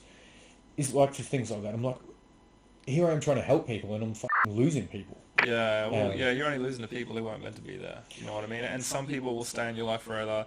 Other people are they're just like rocket boosters, and they're going to help you they're going to help you get to outer space. yeah, You know what I mean? And you can never really lose what was yours, and all you're actually doing is you're waking up, and you're no longer willing to tolerate certain yeah, things, and you're starting to have these things called boundaries and standards. yeah. Boundaries And is yeah, starting to put them in. Is it's a fun. it's people don't like when you put boundaries up. No, Yeah, well, at the only all. people who don't like it when you put in boundaries are the people who benefited from you having none. Yeah, yeah, Do you know what I mean? yeah, Yeah, yeah. So yeah. when you And start putting those boundaries in place, like, no, I don't want to do that. I'm actually doing this, and you invite people to come and join you. And if they're not ready to do it, then one or two things is going to happen. They'll drop off silently, or they'll start criticizing you. But that's just a reflection of themselves. I also noticed that I 100% agree with them. Is that me on my journey? I'm like, hey, everyone, I'm healing. I'm fucking spiritual and crystals, fucking whatever. I was a bit too much for that. You know what I Yeah, mean? dive in a bit too hard It's too like, soon. oh, Yeah. you can heal too. Just come like Yeah, read yeah. this book that I read, and So that's like, the spiritual ego. yeah, Yeah, yeah. Um, Everyone goes through it, dude. I went through yeah. it too. At the end, I went through a thing where I thought I was Jesus, then Goku. Yeah. I was like, if I can create my own reality, can I shoot fireballs? Yeah, Like, yeah. We've all tried and to use the force I at least even, once or twice, mate. your mentor, Maurice. That was a Maurice, question yeah. I asked him on the weekend. I went up to the meditation center there. I think, was it on the weekend? I think it was. Um, I was like, is it possible? Tell me, can I shoot fireballs? He's like, well, theoretically, yeah. Yeah. I was like, I don't want to sit in a fucking cave for the next 80 years Yeah. trying to, though. I was like, but Fire yeah, bad. yeah, because that's, this spiritual awakening or whatever, Yeah. it's lonely, it's confronting, it's amazing, Yeah. it's like, I've been going to festivals, Yeah. but not like, Yeah. the standard fucking, Yeah. I've been going to like the spiritual earthy Yeah. ones and shit. That's Where I so stay beautiful, man. sober, I don't drink. Like Yeah, yeah. drinking's not my thing anymore. I get super depressed and suicidal Yeah, drinking. yeah. So for me, I've just cut that away, and I feel much better for it. Yeah, yeah. Um, I feel that, man. Yeah, there's all ceremonial ones that are nice. I go to ayahuasca retreats a handful of times. Yes. so this is something I have been intrigued with this year. Yeah. I've done mushrooms probably 5 to 10 times. Mm. However, my journeys Yeah. have not been journeys. Now, speaking with Maurice, speaking with a couple of people, one of Maurice's friends, Brian, Mm. who I met at a festival, who's ex-army, did 15 years, is now he's like one of Australia's biggest mushroom people. He thinks I'm too much of my ego, but mushrooms are doing fuck all to me. Maybe I see some energy, maybe I can see the ground move. No, like even if I sit there in the dark with sound, like nothing's really happening. So I don't know what the go is with that, but I've just continually been trying, and I've been getting more and more with each time. But Brian, he said I might be in my own head, in my ego. My brain isn't letting the mushrooms take control. Like I'm staying in control for whatever reason it is. Like might be a safety thing, might be whatever. But I'm very intrigued with it. Ayahuasca is the one I'm hugely intrigued with. Mm. I feel like that, for me, it's just a feeling I get that is where, like, I'm going to get some work done. Does it feel like a feeling or a calling? No, it's like a calling. Yeah, yeah. I as a medicine that you're called to. Yeah. You don't go to it. You're called. Yeah. Yeah. It's not the sort of thing you want to fuck with. Yeah. That's the one, like I thought I was being called to mushrooms. Mm. They're just... Maybe it was to lead you here. Maybe it was to lead me here. Mm. But yeah, it's something I'm extremely intrigued with the healing side of things, the internal healing. One, I'm also intrigued with going to other dimensions and meeting and doing whatever. I don't know what's done because I've never done any of that, which is maybe those expectations that are stopping me. But I'm extremely intrigued with the whole thing of it. Mm. One, for the healing, and two, for... In my head, it's seeing reality for the way it is, the way you know, like, because obviously, as we said before, there's information everywhere, and then I'm assuming that the beings, entities, whatever we meet in there is other dimensions that maybe it's like opening up our brain to receive more of the light and information that is in actual reality that our human brains can't and eyes and that can't perceive. Is my theory behind it, but I don't know because I haven't experienced it, if that makes sense. What's your experience? Nothing like that. Nothing like that? No. It's I've had three journeys. Is this ayahuasca or mushrooms? Ayahuasca. Oh, yeah. Yeah, and it's a retreat, and it's 3 days in total. So 2 nights, night 1 and night 2 on ayahuasca on Mother, and then on the day 3 it's San Pedro, so the grandfather of the cactus. They fall down the cactus, and then this wonderful special concoction in the evenings for those who are brave. But I haven't found it to be that kind of an experience. It's not like it's not like tripping. You know, you don't see these things. At least that hasn't been my experience. Okay. For me, it's very much been an internal journey. I feel like I'm journeying into myself, into all parts of myself. I've had a couple of you call them multiversal experiences where I feel like I've been taken off to these other places. But it's more about the experience and the feeling rather than what you see. And the medicine shows you exactly what you need to see in order to heal from it. And then she also shows you what to do, which is the integration process after. So the healing, every single time I've gone there, every time has been a wildly different experience. There's been no two that have been the same. But the healing that's come from it, the knowledge and the wisdom and the intelligence and the love of the medicine, it's something that's difficult to describe in words, almost unquantifiable. But I know that every single time has been a life-changing experience, physically, not just within the way that you perceive yourself and from the journeys that you experience psychologically, but physically as well. And I've healed from the deepest childhood traumas. You know, the last experience I had, it would have been for maybe an hour. I was just laying on the floor, just crying and just sobbing, and it was inner child. It was deep-seated pain, but I was able to hold space for myself. You know, I was shown all of the pain I could have experienced and the sadness I could have experienced as a child, but this wasn't in a harrowing re-experiencing of it. It was releasing. It was a healing release of all of the emotion that my inner child and the parts of me that live in fear and doubt was still holding on to, and I was able to hold space for myself. I spend so much time in my life holding space for other people, for my team, for my children, for my partner, as amazing as capable she is, for my clients, for my friends on social media. I hold space for other people to heal and other people to have their transformations and wake up for themselves, and then coach them through different behaviors and help them achieve their goals. And for me, the gift in me experiencing all of this sadness, which you could hear that and think, why would I want to experience that? The gift in it was I was shown how to hold space for myself, for the deepest parts of myself, and allow myself to fully express and experience all of me in ways that my inner child felt too scared to. And even in the midst of this crying and this sobbing, I was just there, just holding myself, saying, hey, it's okay, little buddy, I got you. It's okay to feel sad. It's okay to feel scared. I've got you. I'm here for you. You know, you express yourself right now. I love you. You're good. Like, you're so strong, little buddy. And it was it's a big moment, man. Yeah, it was a huge moment.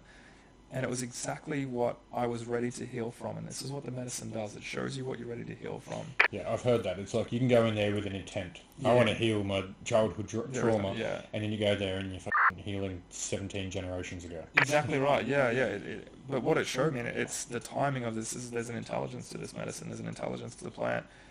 Because in order for me to have run this 3-day event, which I run recently, and in order for me to be able to hold the quantum leap that our business is moving through, and make no doubt about it. You know, I head over to America in a few days' time to go and, you know, be interviewed on stage and speak to celebrities and this is a massive quantum leap in business, and it's great. But in order for me to be able to hold this entire business and hold my team, and I'm very aware that I am the leader of my team right now. You know, it's my business. They don't work for me. They work with me.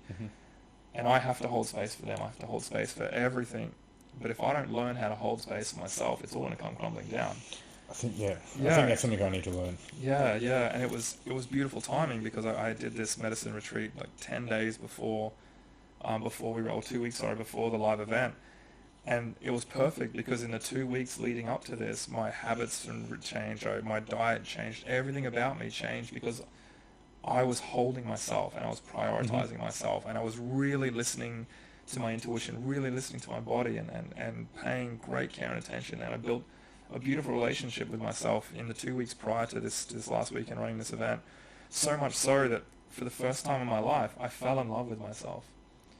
And that there's a difference between loving yourself and falling in love. And the same way that you fall in love with a woman, or you fall in love with that person in your life, it's this beautiful moment where you actually witness yourself viewing this person in this light of, oh my God, this is so amazing, everything about this person. And I was able to fall in love with myself because of how well I treated myself, because of how much I prioritized my own self-care, and I really started meditating for a different purpose. How can I spend time with myself and stop scrolling? Because hang on a sec, if I'm scrolling, I'm distracting. I'm not spending time with myself. I'm not recognizing how great and how beautiful I am and how soft I can be and how firm I have to be at different times. You know, I started going to bed earlier. I got a nutritionalist. I changed the way I eat it. I changed my exercise routine from how can I lift heavy to how can I hold great energy within myself. And all it took was 2 weeks. 2 weeks, and I got to witness it in the delivery of this live event, this 3-day event. 24 coaches, 24 people attended, but 24 people had massive breakthroughs. It's amazing. Yeah, and I sat at the back of it, and I was like, wow, like, this is what the greatest version of me can do, because the greatest version of me loves me, really, really loves all of who I am. It doesn't matter if anyone else does or not, I don't care. I accept all of me. There's parts of me I still want to work on, there's parts of me I want to help grow, but I love those parts and I accept those parts. Do you think, just say you didn't do the plant medicine, you would have got there eventually, but do you feel like you were far, like it's a hard thing because it's like... Yeah, as in the trajectory and... Yeah, like... Yeah, I can honestly say that I wouldn't be here, I'd be somewhere else. I'd be somewhere else on another beautiful part of the journey. Who knows where I'd be, who knows what I'd be doing, what I'd be seeing, but I can say right now, hand on my heart, the experiences that I've been able to have with myself have come off the back of true connection. And the way that I've been able to truly connect with myself has been through the medicine, through plant medicines. You know, habits, rituals, behaviors, routines, those are all a part of it. But I can't sit here and say, or actually here's what I can say. Without me doing exactly what I've done in my life in every way, shape and form, the good, the bad, conscious and unconscious, I wouldn't be here right now. I'd say the same. And here right now is the greatest version of my life I've ever got to witness, the beauty to witness and experience. I say this all the time. Yeah. So I say thank you to myself. Yeah, I do as well. I used to look back at my life with regret. Like a lot of regret. Yeah, wish I'd done this differently and then like, changed this. Like, oh, no, I didn't put in 100% here and blah, blah, blah. And then it's not until this year I'm like, it was one of, I got a message from a veteran saying, hey mate, I never liked you in the army, but it was like, I didn't have the time for you because there was an incident that happened. But what you're doing now has changed my life. You saved my life, like blah, blah, blah. And it was like, that's when it was like, oh shit. Yeah, it's I've had it's good to hear that, isn't it, man? It's nice.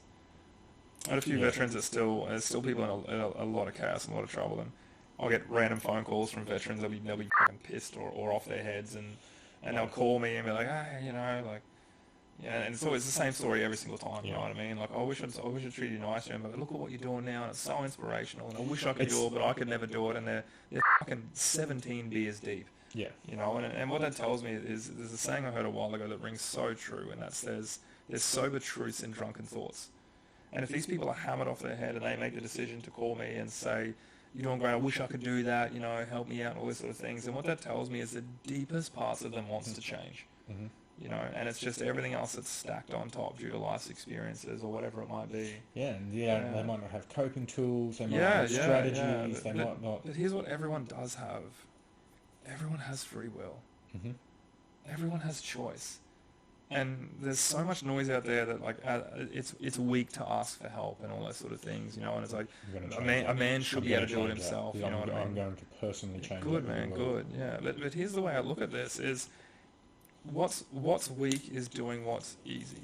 Yeah. And if it's easy for you to allow the judgment of other people to keep you playing small and to keep you living the same cycles of pretending to be a certain way so you can fit in, and it's really hard for you to put your hand up and ask for help, then isn't the act of not changing where true weakness lies, isn't that the bitch move?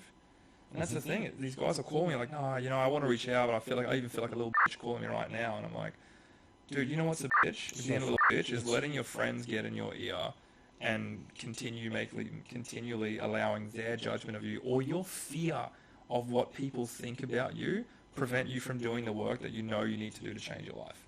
Yeah. If you let someone else's thoughts and opinions that you have made up in your head, or what someone else might say about you on social media, if you stop posting your fucking Louis Vuitton clothes and start posting something motivational, like that's weak. Letting someone else's judgment prevent you from showing up in the way that's going to serve you, your children, your family, like that's weak. It's for some though. They need a drastic, something tragic. You know, like a lot of awakenings, if you want to call them, happen from tragedy or hitting rock bottom or something, which really fucking sucks. Yeah. Because if you can start growing, if you make that change in your mind, and that's all it was for me, is I decided one day I'm going to change. Yeah. That was it. Yeah. That was. I quit smoking after 20 years this year. Because I woke up one day and said, I'm not going to let nicotine control my life. Yeah, that's awesome. And I've tried quitting 10 times before that and taken it back up straight away. Yeah. I haven't touched a cigarette since. Yeah, wow. Because of a quick mindset like that. And I just believe, like, it's hard work, don't get me wrong. It's fucking hard work. It's fucking scary and confronting. There's a whole thing that goes along with it. But for the individuals that have stuck in the same place for the past 5 years, like, I like to describe it as, I was depressed, lonely, suicidal for 2 years on the couch. For 10 years of my life, I was depressed and fucking lived in fear of judgment and all this shit. And that was fucking hard. It's hard being depressed and not living up to your own expectations and fucking putting yourself down and stuff. But that's harder than striving for success, than pushing yourself and growing. I honestly think being depressed and sitting there drinking and suicidal and sitting there wallowing, playing video games all day. Like, it doesn't seem harder because you're not physically doing anything, but dealing with depression and wanting to kill yourself daily is fucking hard. Yeah. But going, hey, you know what? I want to change my anger. Hey, you know what? I don't want to be depressed, so I'm going to do this and grow, and I want to try and understand my brain a bit more. And like, I'm going to do 15 push-ups today. Yeah, I didn't do 15 yesterday, so 15's a fuck ton more than it was yesterday. Yeah. And that's hard. One gives you rewards, one does not. Yeah. And so choose your heart. Choose your heart. Choose your heart. Yeah. Choose your fucking heart. Yeah. And once you've come out the other side of it, you can look back and say that. But to someone who's in it, like trying to claw you out, it's like quicksand. You know what I mean? Like, how do you climb out of your cave when you don't have a ladder? And I had people trying to call me out. Yeah. Look. Trying to get me out of my shit. Yeah. And they couldn't. Yeah. I had to actively make that decision myself. And it just came with information, really. The more information I had, the more better I felt I was equipped and tooled up to fucking take on life. Yeah. But I also hit rock bottom. That's the thing. So that was a big change for me. Yeah, 100%. You attempted suicide 3 fucking times. Yeah. Well, people will do things until the pain of not doing it becomes stronger than the pain of doing it. You know, and when you're stuck down in that depressive hole, the pain of changing seems harder until, like, your wife leaves you, or until you know, you have a suicide attempt, and then all of a sudden the pain of not changing becomes worse. Yeah. And that's simple. Like, we will do more as a person until you really do a lot of work. You'll do more to avoid pain than you will to move towards pleasure. You know what I mean? That's just natural human conditioning. So it's the whole pain versus pleasure model, right? Yeah. Like, which leads me to the question I had on the toilet before, and this ties perfectly in. Is if you had to give 3 things for depressed, sad individuals who are maybe suicidal, or maybe not even to that level, but as we were just talking about sitting on the couch drinking, those veterans that are calling you 17 beers deep. If you were those veterans, what's 3 things you could do today, tomorrow, or whatever, to start your to start your change. Like Yeah. for those on the edge, ready to change, just don't know what to do next, don't have that information, but they fucking want to. Yeah. Those guys that are calling you, what can they do? Well, the first thing that has to happen is you have to change your environment. Mm-hmm.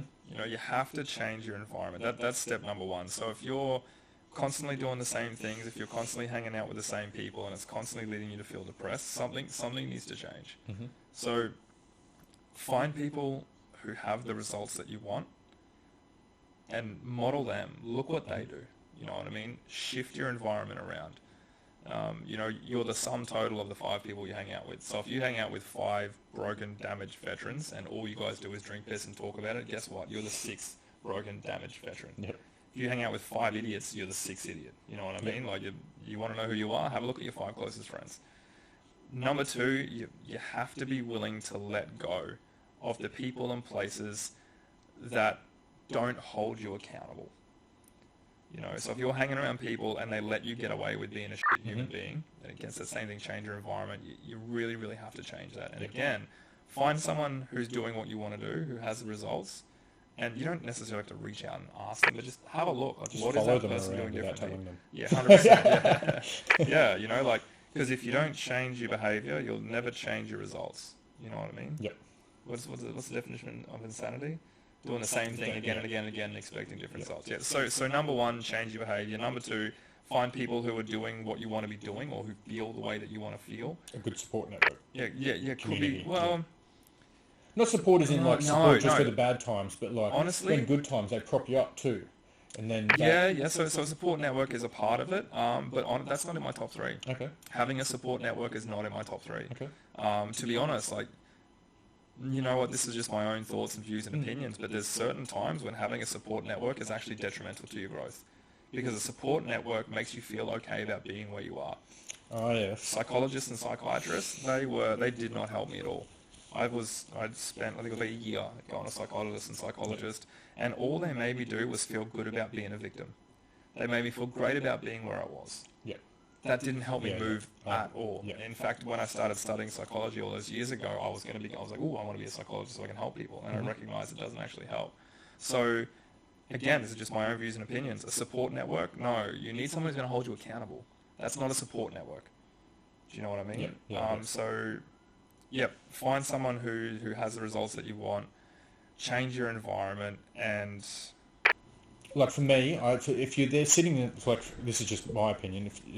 If you're sitting on the couch doing nothing, do something. As in, like, go volunteer somewhere, go to the local council. You know, like find purpose, but I don't know. Like, yeah, I found that service to others is a good way to feel good. But then now I'm doing this codependency course. I'm like, has my service to be others for me or for others? And it's so I don't know. The more I learn, the more I'm fucking treading water in every different topic. Like, I'm really sitting with all of the answers that are coming up now, like my old top 3 and throwaways and all those sort of things. I'm really giving them the time to ruminate and sit, and there's something so much deeper, and there's something so much more profound. You know, changing your environment. Modeling people who do the things who have the results that you want to have is 2 things, but the third thing, I think it's... What can get someone off the couch? Do you know what it is? It's curiosity. It really, really is. You have to get curious about who you are and what makes you tick. You have to get curious about what is life? What is this body, the systems and processes that create the experience of life, all right? You have to get curious about what's been happening unconsciously that has created your experience of life, all right? And there's a reason why. Curiosity is one of the most powerful neurological states that we can put ourselves in, all right? Because when we're in a state of curiosity, like what are we doing? Thinking, learning. Yeah, but... We're opening ourselves up. Yeah, because we can only ever become curious about something we don't know. Do you know what I mean? If I have a glass of water and I see that it's water, I can be curious about what's in that glass. All right, could be vodka, could be clear apple juice, could be anything. Yep. But as soon as I take a sip, that's now known information. I can't do anything new with known information. All right, so as soon as we know something, it becomes an unconscious program. It becomes stored in the part of our mind, the library of the known universe, the library of known information, right? But when we're curious, we have to access the part of our brain and access the part of our mind that doesn't know. Okay, so you can't take new action off known information. You can only take new action and create new thought patterns off curiosity. So the way that our brain does this is when we get in these states of curiosity, it automatically shuts off all access to information that we know. Now, what happens when you're in a specific state, depressive state? What happens? Oh, I know this and I know this, and you can't do this and you can't do this and I can't change. Why? It's all known information. So to become curious is to switch off that part of your brain. It's to change neurochemically, like change the neurochemical signature that your brain is firing wiring in. Now, if you're stuck in a depressive loop or you're stuck in the same environment, the quality of your thoughts and the quality of the neurochemicals your brain is producing is probably pretty shit. A lot of cortisol, a lot of adrenaline. Your fight, flight, freeze response is activated because you're psychologically inducing a state of stress or trauma. But when we're in curiosity, our brain switches its neurochemical signature. We switch off the tap to cortisol, we switch off the tap to adrenaline, and we start creating 5 really positive and empowering neurochemicals. In a state of curiosity, when we are searching for new information, not what we know, the brain starts to light up like a Christmas tree. It's like a hive of activity. And when we're creating new synaptic connections, trying to think like, what could this be? Billions of neurons are firing off. Okay, and our brain lights up. Now, in order to do this, our brain produces oxytocin, okay, which is our love chemical. Why? Because the brain loves to learn. It's a bonding agent. And in order for the brain to create new synaptic connections, it needs to go into a state of bonding. So we create oxytocin. We then create serotonin, which is a mood stabilizer. Why? In states of hyperactivity within the brain, even in depression, our brain creates serotonin to try and calm down the signals from the body so the brain can focus on what it's doing. So we got oxytocin, we got serotonin. We then start to produce nitric oxide, which is a vasodilator. Now, a vasodilator expands the blood vessels, or thins the walls of the blood vessels to expand them and allow more blood to pump. So all of a sudden, we can now have more blood flow up into our brain to produce even more oxytocin, even more serotonin, even more nitric oxide. It starts to become like a self-sourcing pudding. All right, we then produce dopamine, which is our reward chemical, right? Because we fucking love to learn. So all of a sudden, by switching ourselves into a state of curiosity, we're turning off the tap to adrenaline and cortisol, which means we're no longer feeling and experiencing the negative neurochemical signature of stress and of I can't change and of all the other things. And instead, we start to switch on these positive neurochemicals while our brain searches for new information. Does this make sense? So instead of going, oh my God, my life is so shit, oh my God, I'm depressed, oh my God, I can't do this, get curious. Why do I feel this way? And not why, what are the experiences that have happened to me, but what is happening within my system? What is happening within my brain, my mind, and my body to create this experience that I have called sadness, or that I call depression? And when you start learning about all the different systems that are in play, you stop looking at your life as in this is happening to me, and you start to build an operating manual of what is happening to me. You can understand the process and the system, you can interrupt the system. You can interrupt the system, you can change your result. So my third thing that people can do, start to become curious about what's happening in your brain, what's happening in your mind, and what's happening in your body. I love it. Yeah, I just wrote down, sorry, it's a bit distracting. I have to write down because I've got a memory like a sieve. Is just on that exact, those 3 things, and then especially the last one, curious, for whatever reason this came to my head, is to ask veterans, people, like, so this thing I'm doing for veterans can be done for anyone, really. I'm just niching it down a little bit, but if anyone's listening that's not a veteran, this can be used for them, is 5 questions to ask people that you just said, like I wrote down 2 of them. Why do I feel this way? What is happening in my mind? What is happening in my body? Like for those people on the couch, if you can just give them 5 questions, be like, Yeah. Ask these to yourself. Yeah, okay, so I'd say these are the 5 questions, okay? Question number 1, what is my body experiencing? Yep. That is the first question. What is my body experiencing? Yep. Oh, keep me. Okay, question number 2, what is my mind telling me? All right, and then all of a sudden you start to draw a map. Okay, when my mind tells me this, my body feels like this, okay? So what is my body experiencing? What is my mind telling me? Question number 2, what triggered this experience? Or question number 3, sorry, what triggered this experience? Question number 4, what do I need in this moment? Question number 5, how can I make that happen? What is my body experiencing? What is my mind telling me is happening? What triggered this experience? What do I need? How can I make that happen? Fucking 5 powerful questions for an individual to ask themselves. And looking at those questions now, because they're questions I've asked themselves. I'm not very good at the last question. What do I need to make this happen? Yeah, or how can I make this happen? How can I make this happen? Sorry, I'm not very good at number 4. What do I need in this moment? Yeah. The first 3 I deal with a lot. That's my normal thing. Yeah. But those 5 questions are really fucking powerful. What is my body experiencing? What is my mind telling me? What triggered this experience? What do I need in this moment? How can I make that happen? Ask those 5 questions to anyone listening. I think that's really fucking powerful. Because if they can come up with answers to those, because some of those, and like, this is what I found in my journey, is I would ask myself a question expecting an answer straight away, and it doesn't happen in this. When you're doing the work, I rarely get an answer straight away.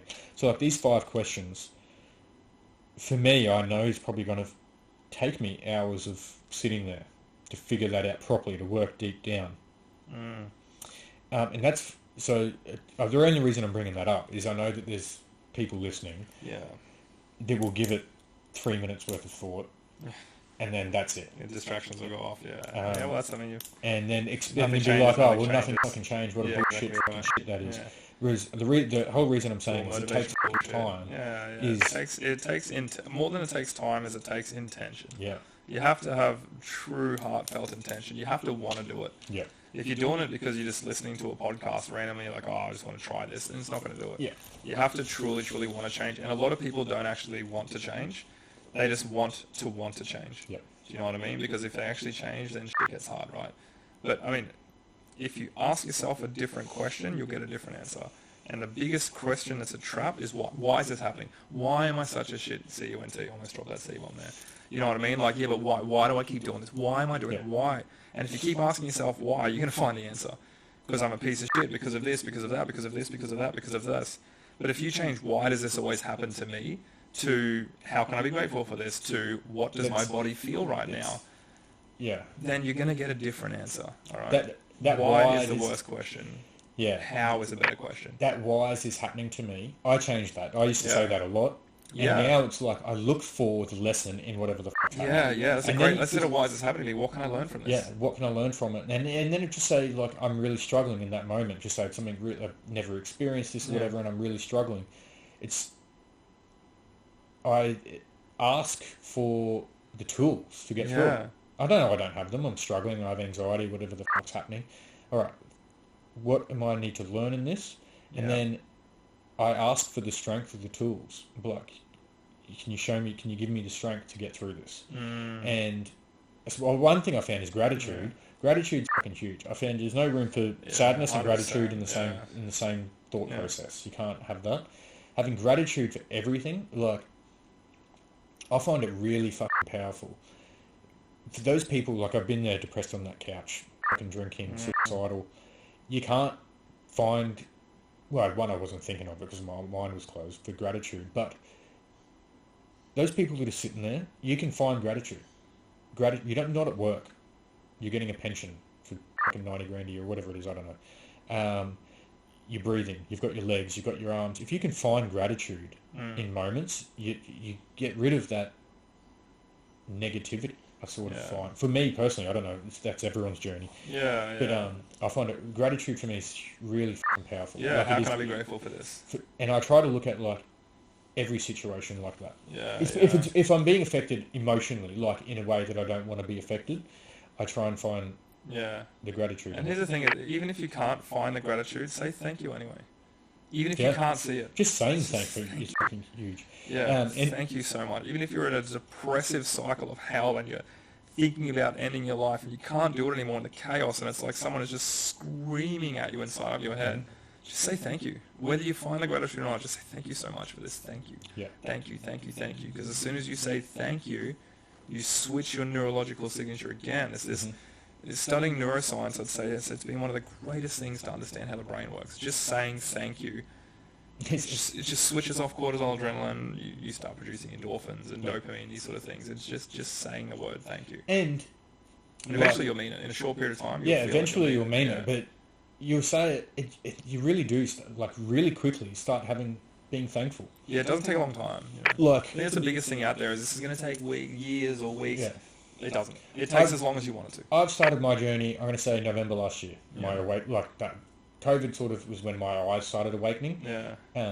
Starting to have a bit of distrust and stuff. But like my spiritual awakening, whatever the it is, it's probably November last year. So a year. And I've grown fucking phenomenally. And I wish I started sooner, but it doesn't matter because now here I am with the lessons I've learned to help others.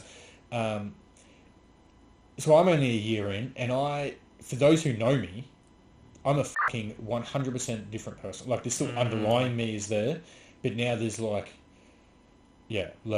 people notice the change in me a lot, so it doesn't take long. No, it doesn't. It's it didn't take long for me to start believing my affirmations. I've got affirmations up on my mirrors, on my fridge and everything. And when I first started saying it, I was looking at myself in disgust because I put them in the mirror and I was like, I love you, I trust you, I forgive you, I am a powerful, and I go through them all. But I was looking at myself and I didn't believe it. Now I look at it and I'm like, fuck yeah, you are, bro. You've got this, just the confidence in being where I am today, from 6 months ago, from a year ago, from 2 years ago, from 10 years ago. It's fucking amazing, and I highly recommend that people go on this journey. While we've been chatting here, a certain individual veteran I know, he's not even a friend, he's an acquaintance. We know of each other. He kept popping into my fucking head this whole fucking time. I've had one. There's been one that's been on replay. And I don't know why, but I think I've got to reach out. But he's like the epitome of everything, what I've been talking about, the depressed, the drinking. He is that person. I wonder if it's the same person. And the thing is, he works for the RSL, he's an advocate, and I'm like... Yeah, I feel that. Yeah, there's a couple that always stick with me, and it's the ones that they'll reach out to me, and there's a few of them that'll reach out to me whenever they're hammered or super sad, and then I'll help them, and then it'll be a couple months later another phone call, and a couple months later, and there's no change, and is it they're just not ready for that part of the journey? Is it I think is it in their own heads? Are they fearful? You know what? It's a combination of all of those things. They're not ready. They're fearful. They probably don't have a great great group of people around them. They're probably in a bad environment. Mine was I just didn't know. Yeah. Well, there's one who's recently started to make some change. So to the point where he's leaving the place that he's living now. He's making a massive move across the country, across the state, and it's wonderful because I finally know that I'm going to stop getting calls from this person at 5 a.m. when they're hammered drunk. I know this now because they're taking action, the correct action. Yeah, amazing. And that makes me feel really happy. Yeah. There was a big thing. Those calls and stuff. I ended up with a veteran I was best mates with 12 years ago, 15 years ago, whatever it was. He ended up at my place. He had nowhere to live or anything, so I took him under my wing while I had my 14-year-old daughter there. It's not how I help people. I've realised sometimes taking people in is the worst thing you can do. And because I'm in one of those things, I want to help everyone. And I'm not even in that great of a position, but I'm in a better position than others. And because I had nothing growing up and no one to help me or anything, now I'm just giving. And it's what we were talking about earlier. I've got to slow down and give myself as well. But yeah, I'd love it if these veterans, people, men, whoever. I just want to help them because I've been there. And it fucking breaks my heart. Yeah. And I wish I could just be like, hey, just read this book and then everything's okay or whatever. Or just convince them to, hey, just take this one step Yeah. and see where that goes. Yeah, 100%. Yeah. Just that one step. Like, I'm not there. I'm Some not a of this- guru. I'm not a Yeah, fucking, yeah. you know, but fuck, you've I'm taken much that better step. I'm much better than where I was. Yeah. And I'm not saying that's everyone. Everyone's on their own journey and has their own things and stuff. Yeah, But 100%. Yeah. when I see majority of my friends and acquaintances and people I've worked with, and everyone fucking super depressed, super suicidal, everyone's still drinking, taking drugs, fucking relationships being destroyed, everything, you know, like not talking to kids, anger at all. It breaks my fucking heart because I've been there. Yeah, I feel that, man. I feel that. And there's a lot of generic advice out there. It's just not helpful. Yeah. Like, you know, work hard, do the work. Like, that advice is, it's not really helpful to someone who's going through it. Do you know what I mean? Yeah. But everything that you do differently today that you didn't do yesterday is going to give you a different result. You know, and if you're not doing push-ups and you do 2 push-ups today, as you're saying, you've done 2 push-ups. Yeah. If you don't reach out and today you reach out, you're doing great. Yeah. If you don't train at all and today you went from a walk, you're already doing better. There's If you can try and make one change every single day, in 100 days, you've changed 100 things. Yeah. Do you know what I mean? Yeah. You change 1%, do 1% more in 100 days, you've done 100% more. 100%. Yeah. Yeah, I fully, truly believe that. Yeah. Well, all right, let's go. What's next for you? You're going to America. Yes. You yes, get to meet some me. celebrities and I do. do some things. When is this going to be released? This podcast? This one will be released in 2 weeks. Okay, so I can talk about who I'm going to see then. Yeah. Awesome. Yeah. Yeah, cool. Yeah.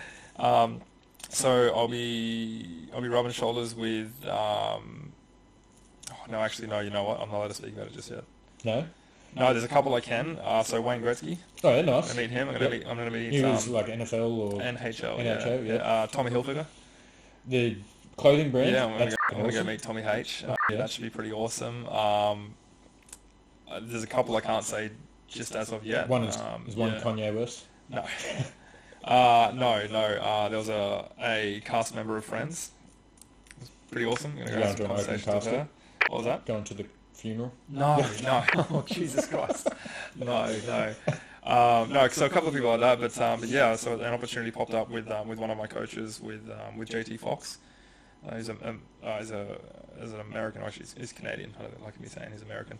Entrepreneur, very, very big in the wealth coaching space. You know, he's a nine-figure entrepreneur, and I had the opportunity to head over to America, get 3 days coaching with him, and then go to his top 1 event, and I'm going to get to be interviewed by him up on stage, which is going to be great. Great for marketing, branding, great experience. That's really well. huge. Yeah, That's and huge. then I'll have 3 days of rubbing shoulders with billionaires, with 9-figure entrepreneurs, networking, Yeah, amazing. people that are well above the space that I'm in, and that's really, really great. Yep. You know, when you get to a point in your journey, especially the entrepreneurial grind, where you want to be the dumbest person in the room. Yeah. And there's been a lot of rooms that I've been in and moved through where I'm either the smartest in the room, because a lot of them are spaces that I create, not intentionally, but that's what happens, or I'm very, very passionate. I learn very quickly, and a room where I might be the dumbest person in the room, in a couple of months' time, I've now outgrown everyone in that room in the business space, so I've been having to jump and move around. So I'm really, really looking forward to rubbing shoulders with people that have had decades of success. You know, I want to understand how they think, what do they do, you know, what are some of the ways that they connect. And I'm going to network with a bunch of really awesome entrepreneurs. That's amazing. That's amazing. And so what's the end goal for Josh? Well, not end goal, but like what are some of your goals? Yeah, so one of my big goals is I want to open my own school of conscious education, my own life coaching school, and I want to teach people how to coach in the way I do. I've already got my own coaching modality that's trademarked, and I'm in the process of going through the ICF, the International Coaching Federation, to have it recognised, international accreditation and recognition. So that'll be great. And my big goal in the future is I want to open my own coaching school, school of conscious education, and teach people who want to become life coaches, help them go through the journey themselves first. You should be coaching someone if you haven't gone through your own journey. This is just my principles, and then teaching them my methodologies and the way that I coach and the way that I help people. Yeah. And that's the big vision. But here's the thing about a vision, right? Is it changes. You know, and this is one of the things that I see in the future. I definitely see myself doing. But the question I get asked sometimes is, what are you going to be doing in 5 years? What are you going to be doing in a year? And honestly, man, I couldn't tell you. You know? That's amazing. That you Yeah, don't know. yeah. I think it's a limiting question. If Yeah. I knew what I was going to be doing in 5 years' time, then I'm letting today's version of me dictate what the version of me in 4 years' time can do. Yeah. You know, and the way that I grow, the rapid rate that I move through, I'm very passionate about it. Yeah, and you might, and if you say in 5 years I'm going to have Yeah. this goal achieved, it might take you 5 years to achieve that goal. Then. Exactly right. Instead Yeah, of or a I could year. achieve it. Well, I mean, I had no idea. Like I said when I first started this business, that I wanted to run live events eventually. And I was like, a couple of years, maybe 5 years time or 10 years time, I'm going to build it up, and I'm going to start doing group coaching programs. What I said I wanted to achieve in my first 10 years of doing business, I've achieved in 2. Yeah. So I'm a firm believer of, you know, Yeah. don't limit yourself, you know. But I give myself goals all the time. One of them, just a small goal, is just an example. At one of the festivals this year, I gave myself a year to perform at a festival. Yeah. In some regard, I didn't know how, whether it was I'm now into fire twirling or fire performing, but the next festival I do, because I go sober and I just do workshops and I learn and I talk to elders Do and you know people. Cara Enigma? Yeah.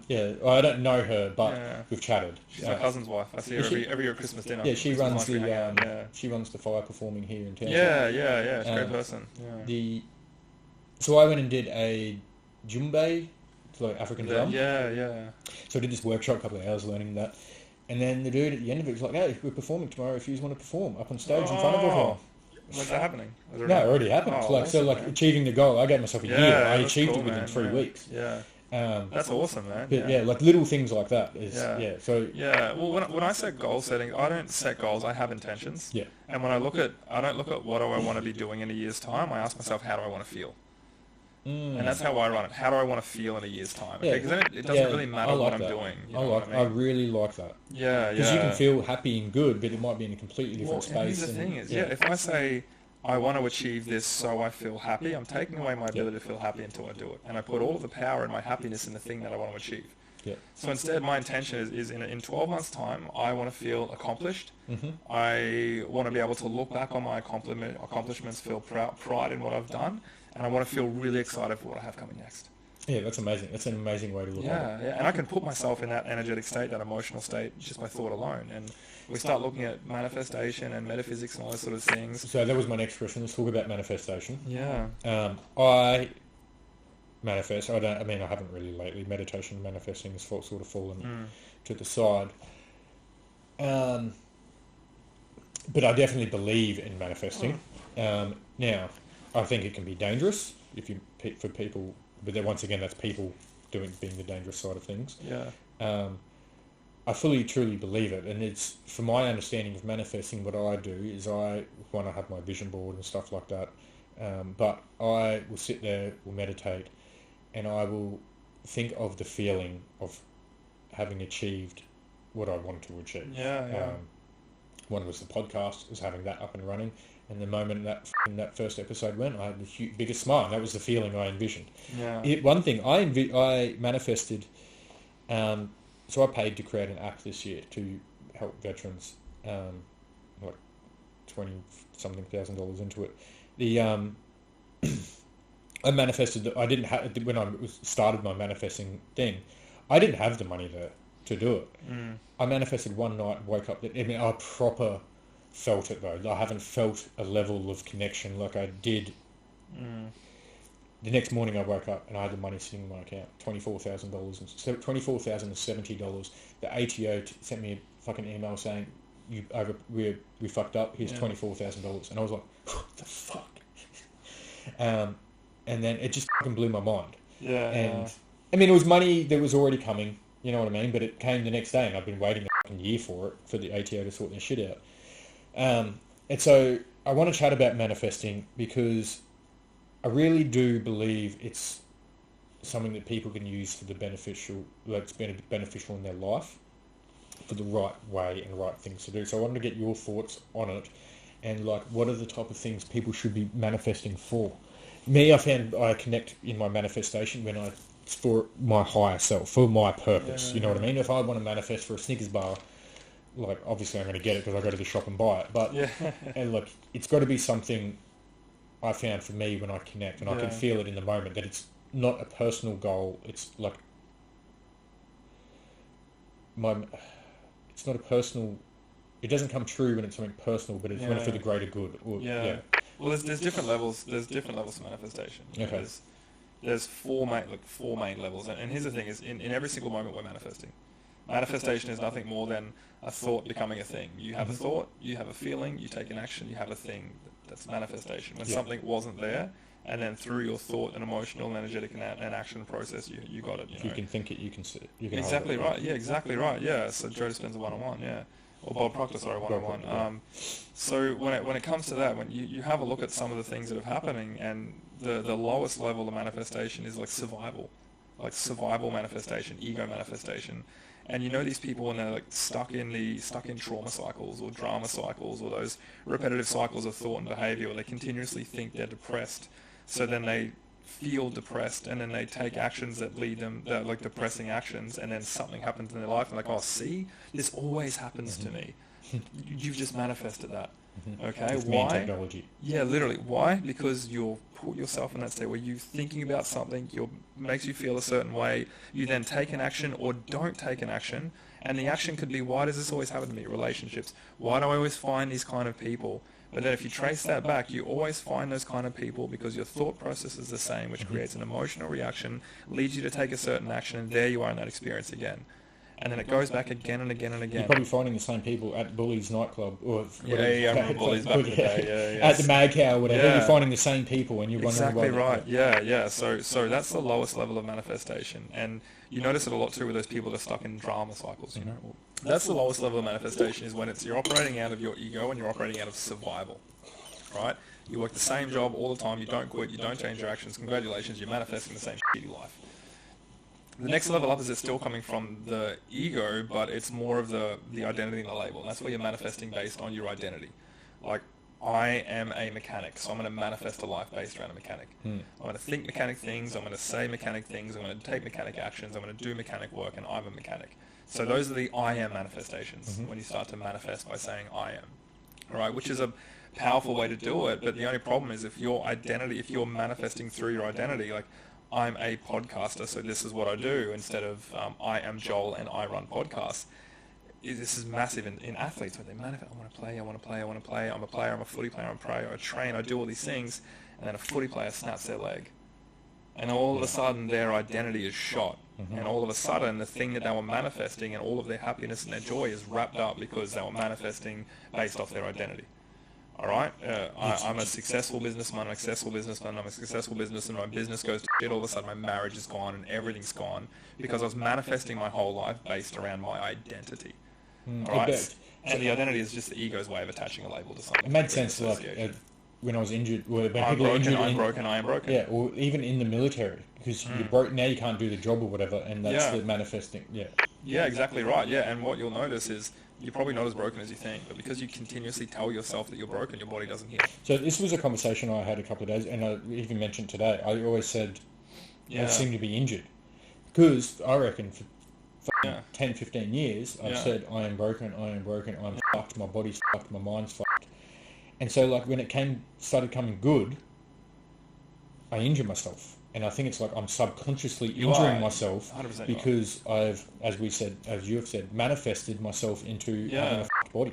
Yeah. And now I've got to unwind all that. And exactly right. Under the identity, Yeah, so that's the second space. So you're always manifesting. Whether you're aware of it or not, it's always happening, all right? The third level is when you start getting into conscious manifestation. Okay, and that's when you start realizing, hang on a sec, everything I say and think and feel manifests in my reality. So you start to become really, really conscious of your words. Okay, you pause before you speak, you think about things, you recognize, and you start to manifest by understanding the process of life.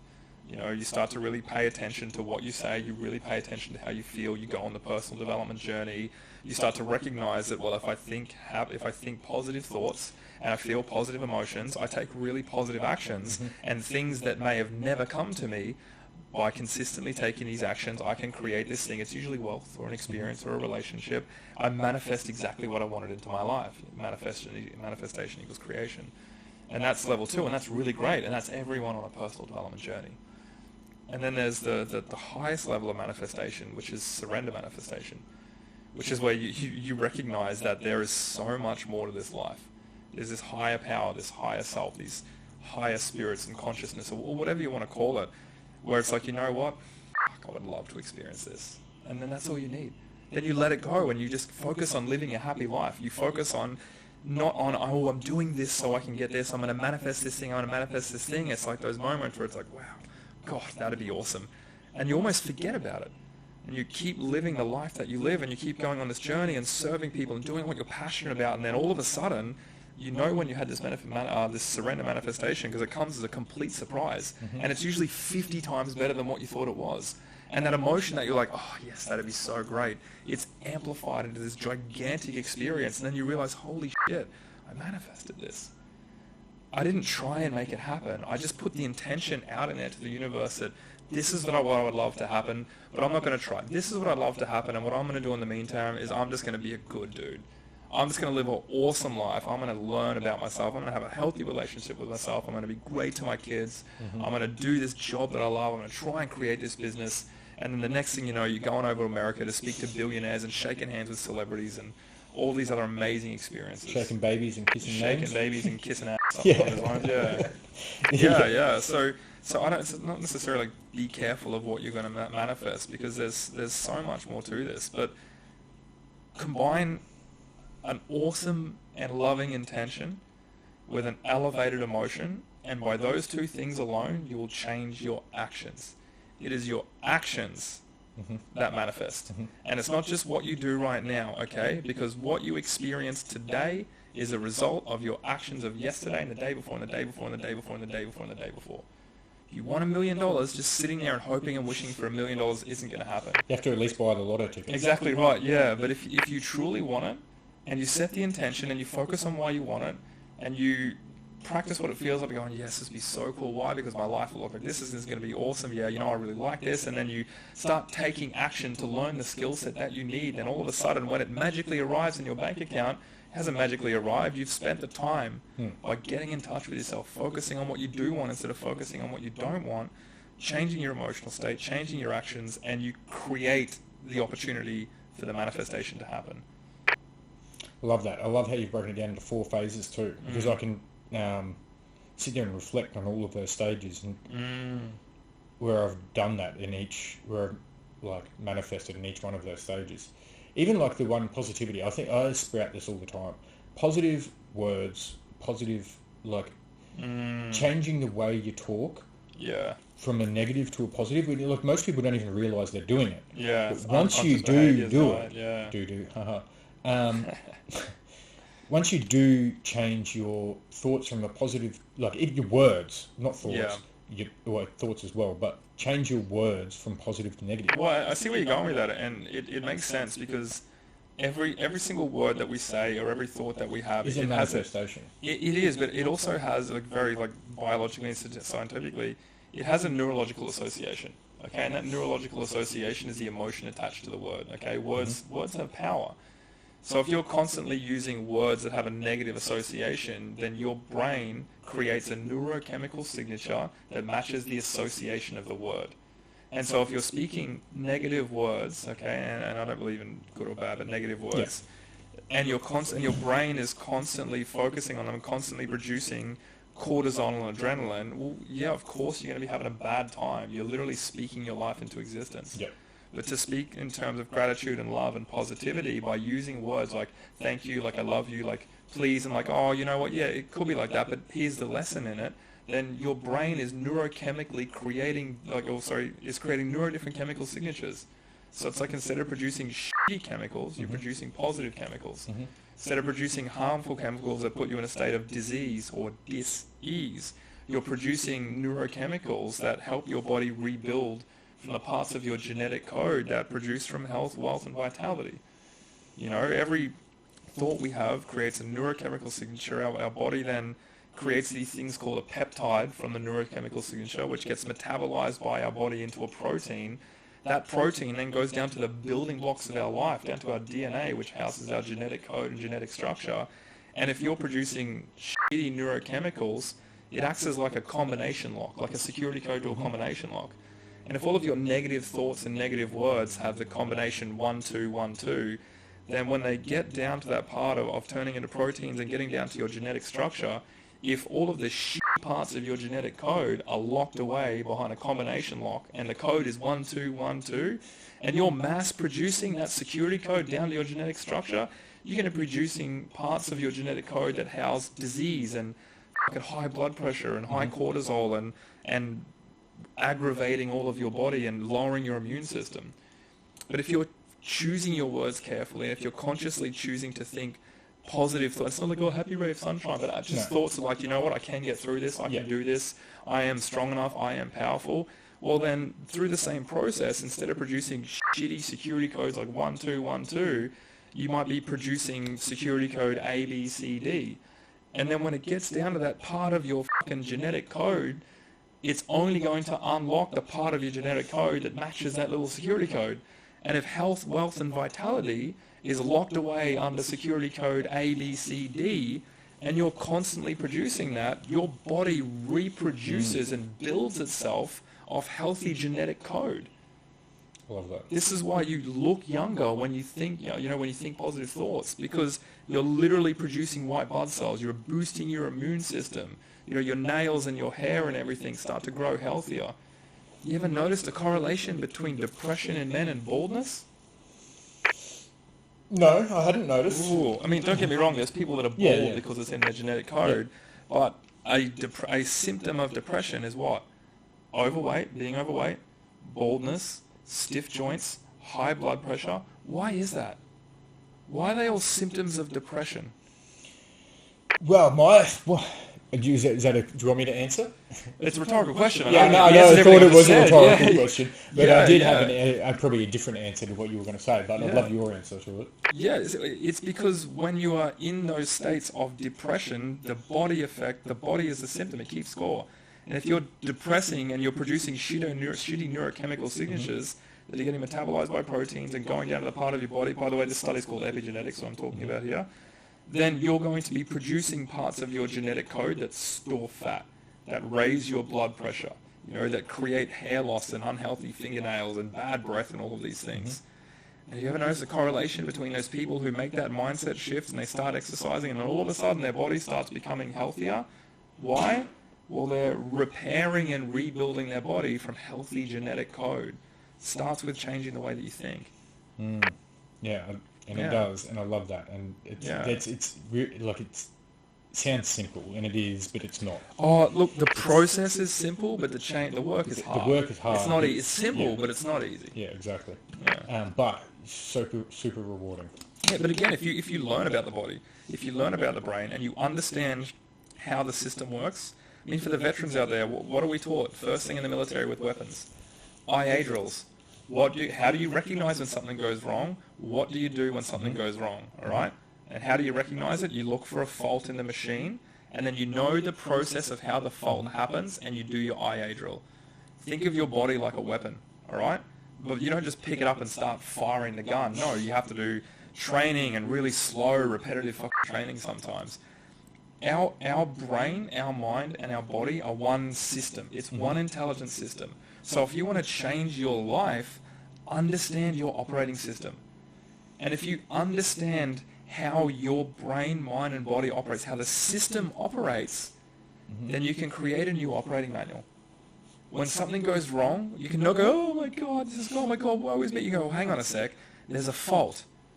There's something wrong right now. What within my system is going wrong? And by knowing the process and being able to interrupt the process, you can change the outcome. All right? That's why you take your car to a mechanic.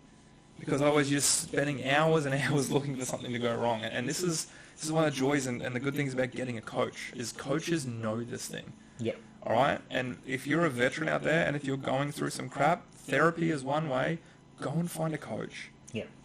Find someone who has the results that you want to have, ask them how they did it, and actually listen to them.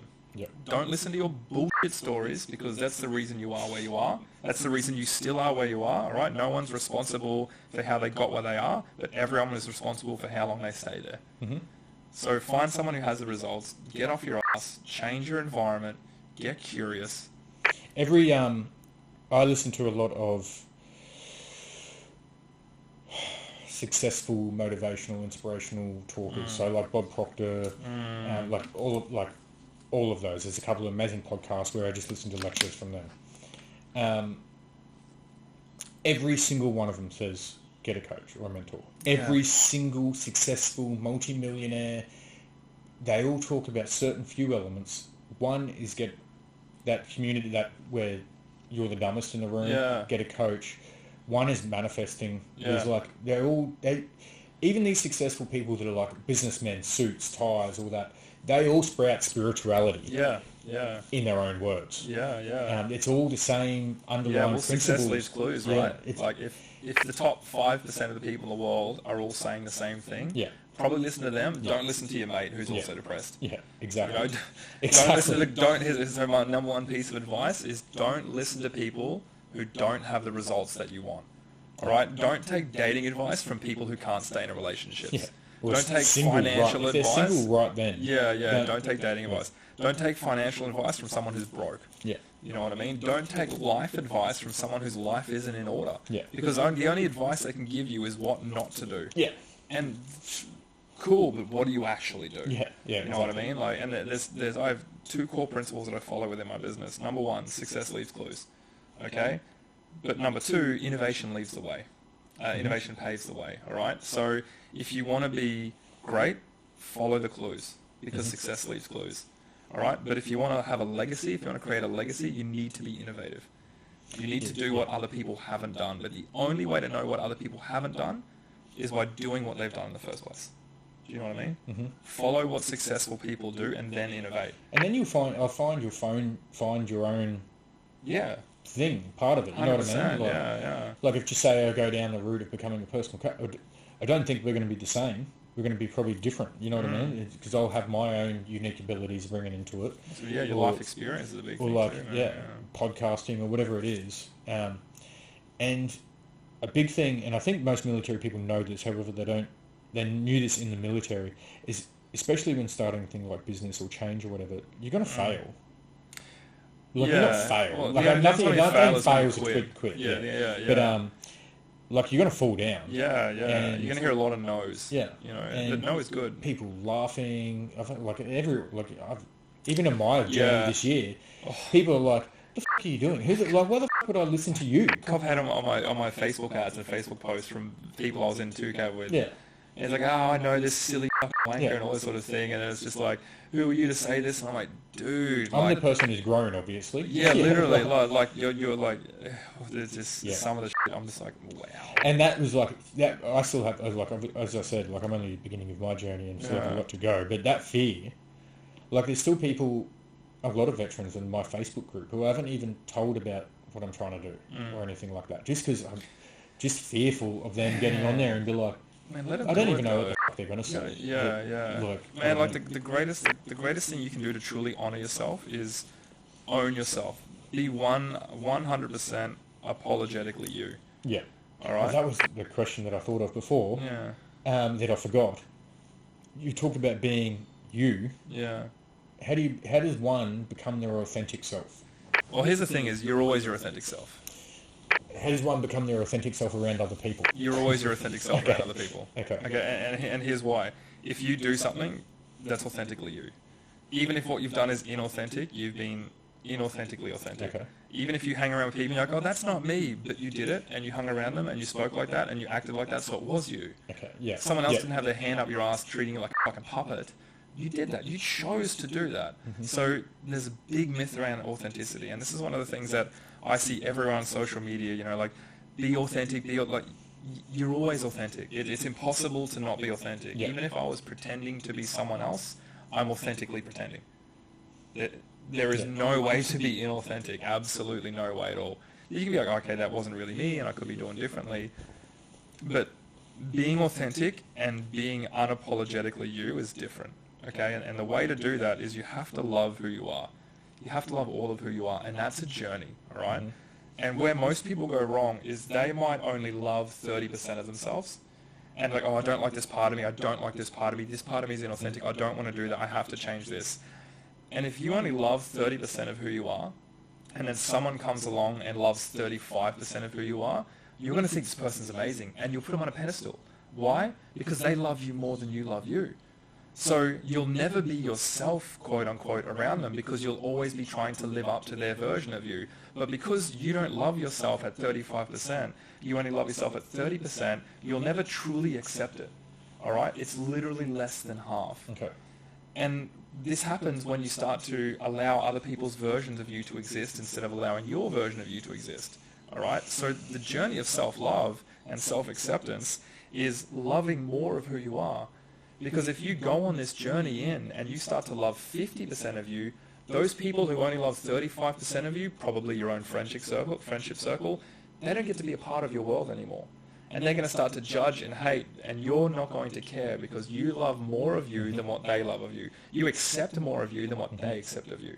It always happens on the growth journey, right? It's where I'm at now. Like, yeah. When you've worded it that way, it makes sense. Yeah. So the journey to becoming unapologetically you is the journey to loving 100% of who you are.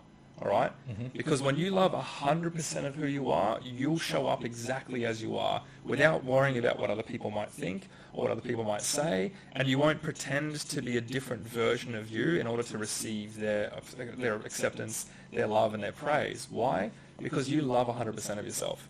Yeah. You can still want to change, but just because you want to change and you know you can do better doesn't mean you don't love yourself. Doesn't mean you don't love those parts. It's just a recognition that you and that part of yourself that you're trying to change can build a stronger relationship with more love and invite that part to come and be something different. When you were talking about this, that person who I thought of keeps popping up, and I was thinking about the alcohol that person drinks, and then loving themselves with the alcohol, and what a massive challenge that'd be. And then, like, if they're not awakened enough, do they go, oh, they love me and I'm a drinker, keep drinking?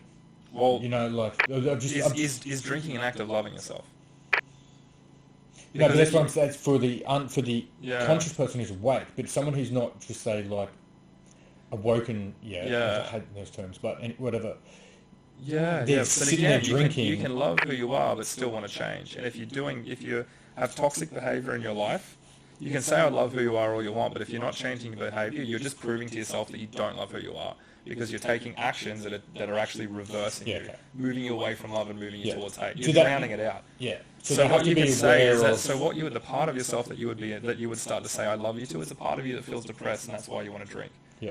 All right? Because drinking is what? It's a symptom of something. It's trying to drown. I mean, you could just be having a good time, but for depression and alcohol, when you have that state, drinking is a symptom. It's not the problem, it's the symptom. So the part of yourself that you would need to show love to is the part of yourself that feels so depressed that drinking makes you feel better. Yep. Does that make sense? Yep. Because by you drinking, technically speaking, you're trying to protect yourself. Because why? If I don't drink, I feel depressed. So I know I'll drink to protect myself. So drinking is an act of love. Does that make sense? Mm-hmm. It's like a double entendre, if you want to call it that. Yeah, makes sense to me. It's an act of protection, sorry. Yeah, it makes sense to me. And just like for the people listening, I'm just...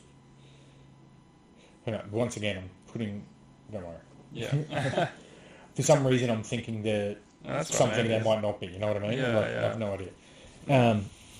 No, but that's all good points, because because that's something I see all over the internet, is be your authentic self. Yeah, and I'm it's a cool thing to say. Yeah, how can you be inauthentic? Or no, how do you be authentic is the question. Aren't I me? Yeah, which is what you were saying. Like, exactly right. All right, do they mean not do things? But even if you're... like, I like to do things to help, like, just because I do. You know what I mean? Yeah, someone's cooking over there, I'll go cook. Like, don't pretend to be you. Like, if I have success, don't try and be me. Because if you try and be me, you won't have my level of success. Try and be yourself. Yeah. But even if you're trying to be me, you're still being authentic because you're doing it. Yeah. You're just being authentically inauthentic. Does that make sense? Yeah. Yeah. It does. Every action that you take is you being authentic. It's the version of you that is showing up right then and there. Mm-hmm. And whether you like that version of you or not, whether that version of you is helping you achieve success or not, it doesn't matter. That's the version of you that's showing up. You. It's the version of you. It's authentic. Okay. You know what I mean? It's definitely... Yeah. Because I see it, like, obviously a lot of the stuff I watch, I don't really watch Netflix anymore, where there's a whole, like, my social media is now just positive shit and mindset and all that. Which is surprising how quickly the algorithm changes. Picks it up real quick. Like, all the news now that I used to watch, I'd be angry all day because I'd be watching the news and the world's going to shit and everything. The news is poison. And it's absolute poison. That's like that positivity and negativity thing. Yeah, I know you said you don't believe in positive, like good and bad, which I'm starting to believe. Like I think there's an equal amount in everything. Everything just is. It's not good or bad, it just is, and then you get to choose the meaning you attach to it. And there's positive and negative in the way of polarizing opposites, the duality of the experience, but every single thing in existence is neutral until you attach a meaning to it. Exactly, Yeah.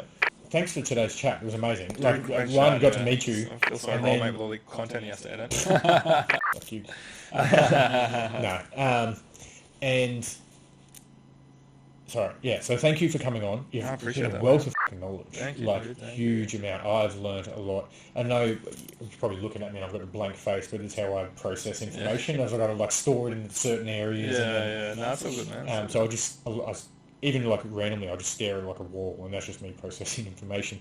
But I learned a fuck ton. I know that the people listening...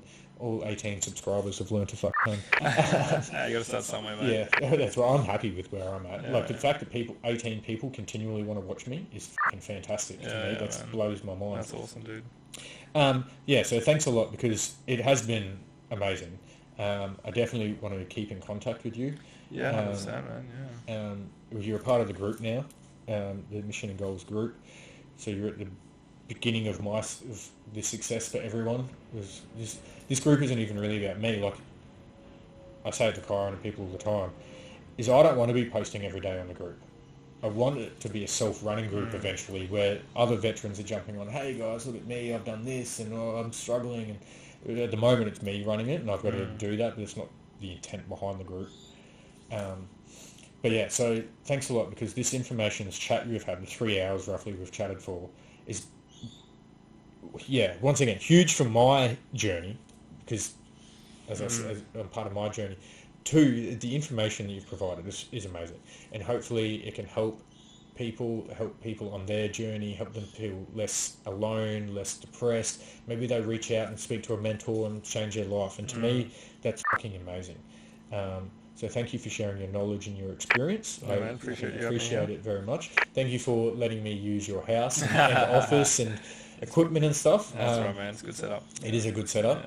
And thank you for it all because it really was amazing. And, I really appreciate you. Cheers, man. Yeah, cheers.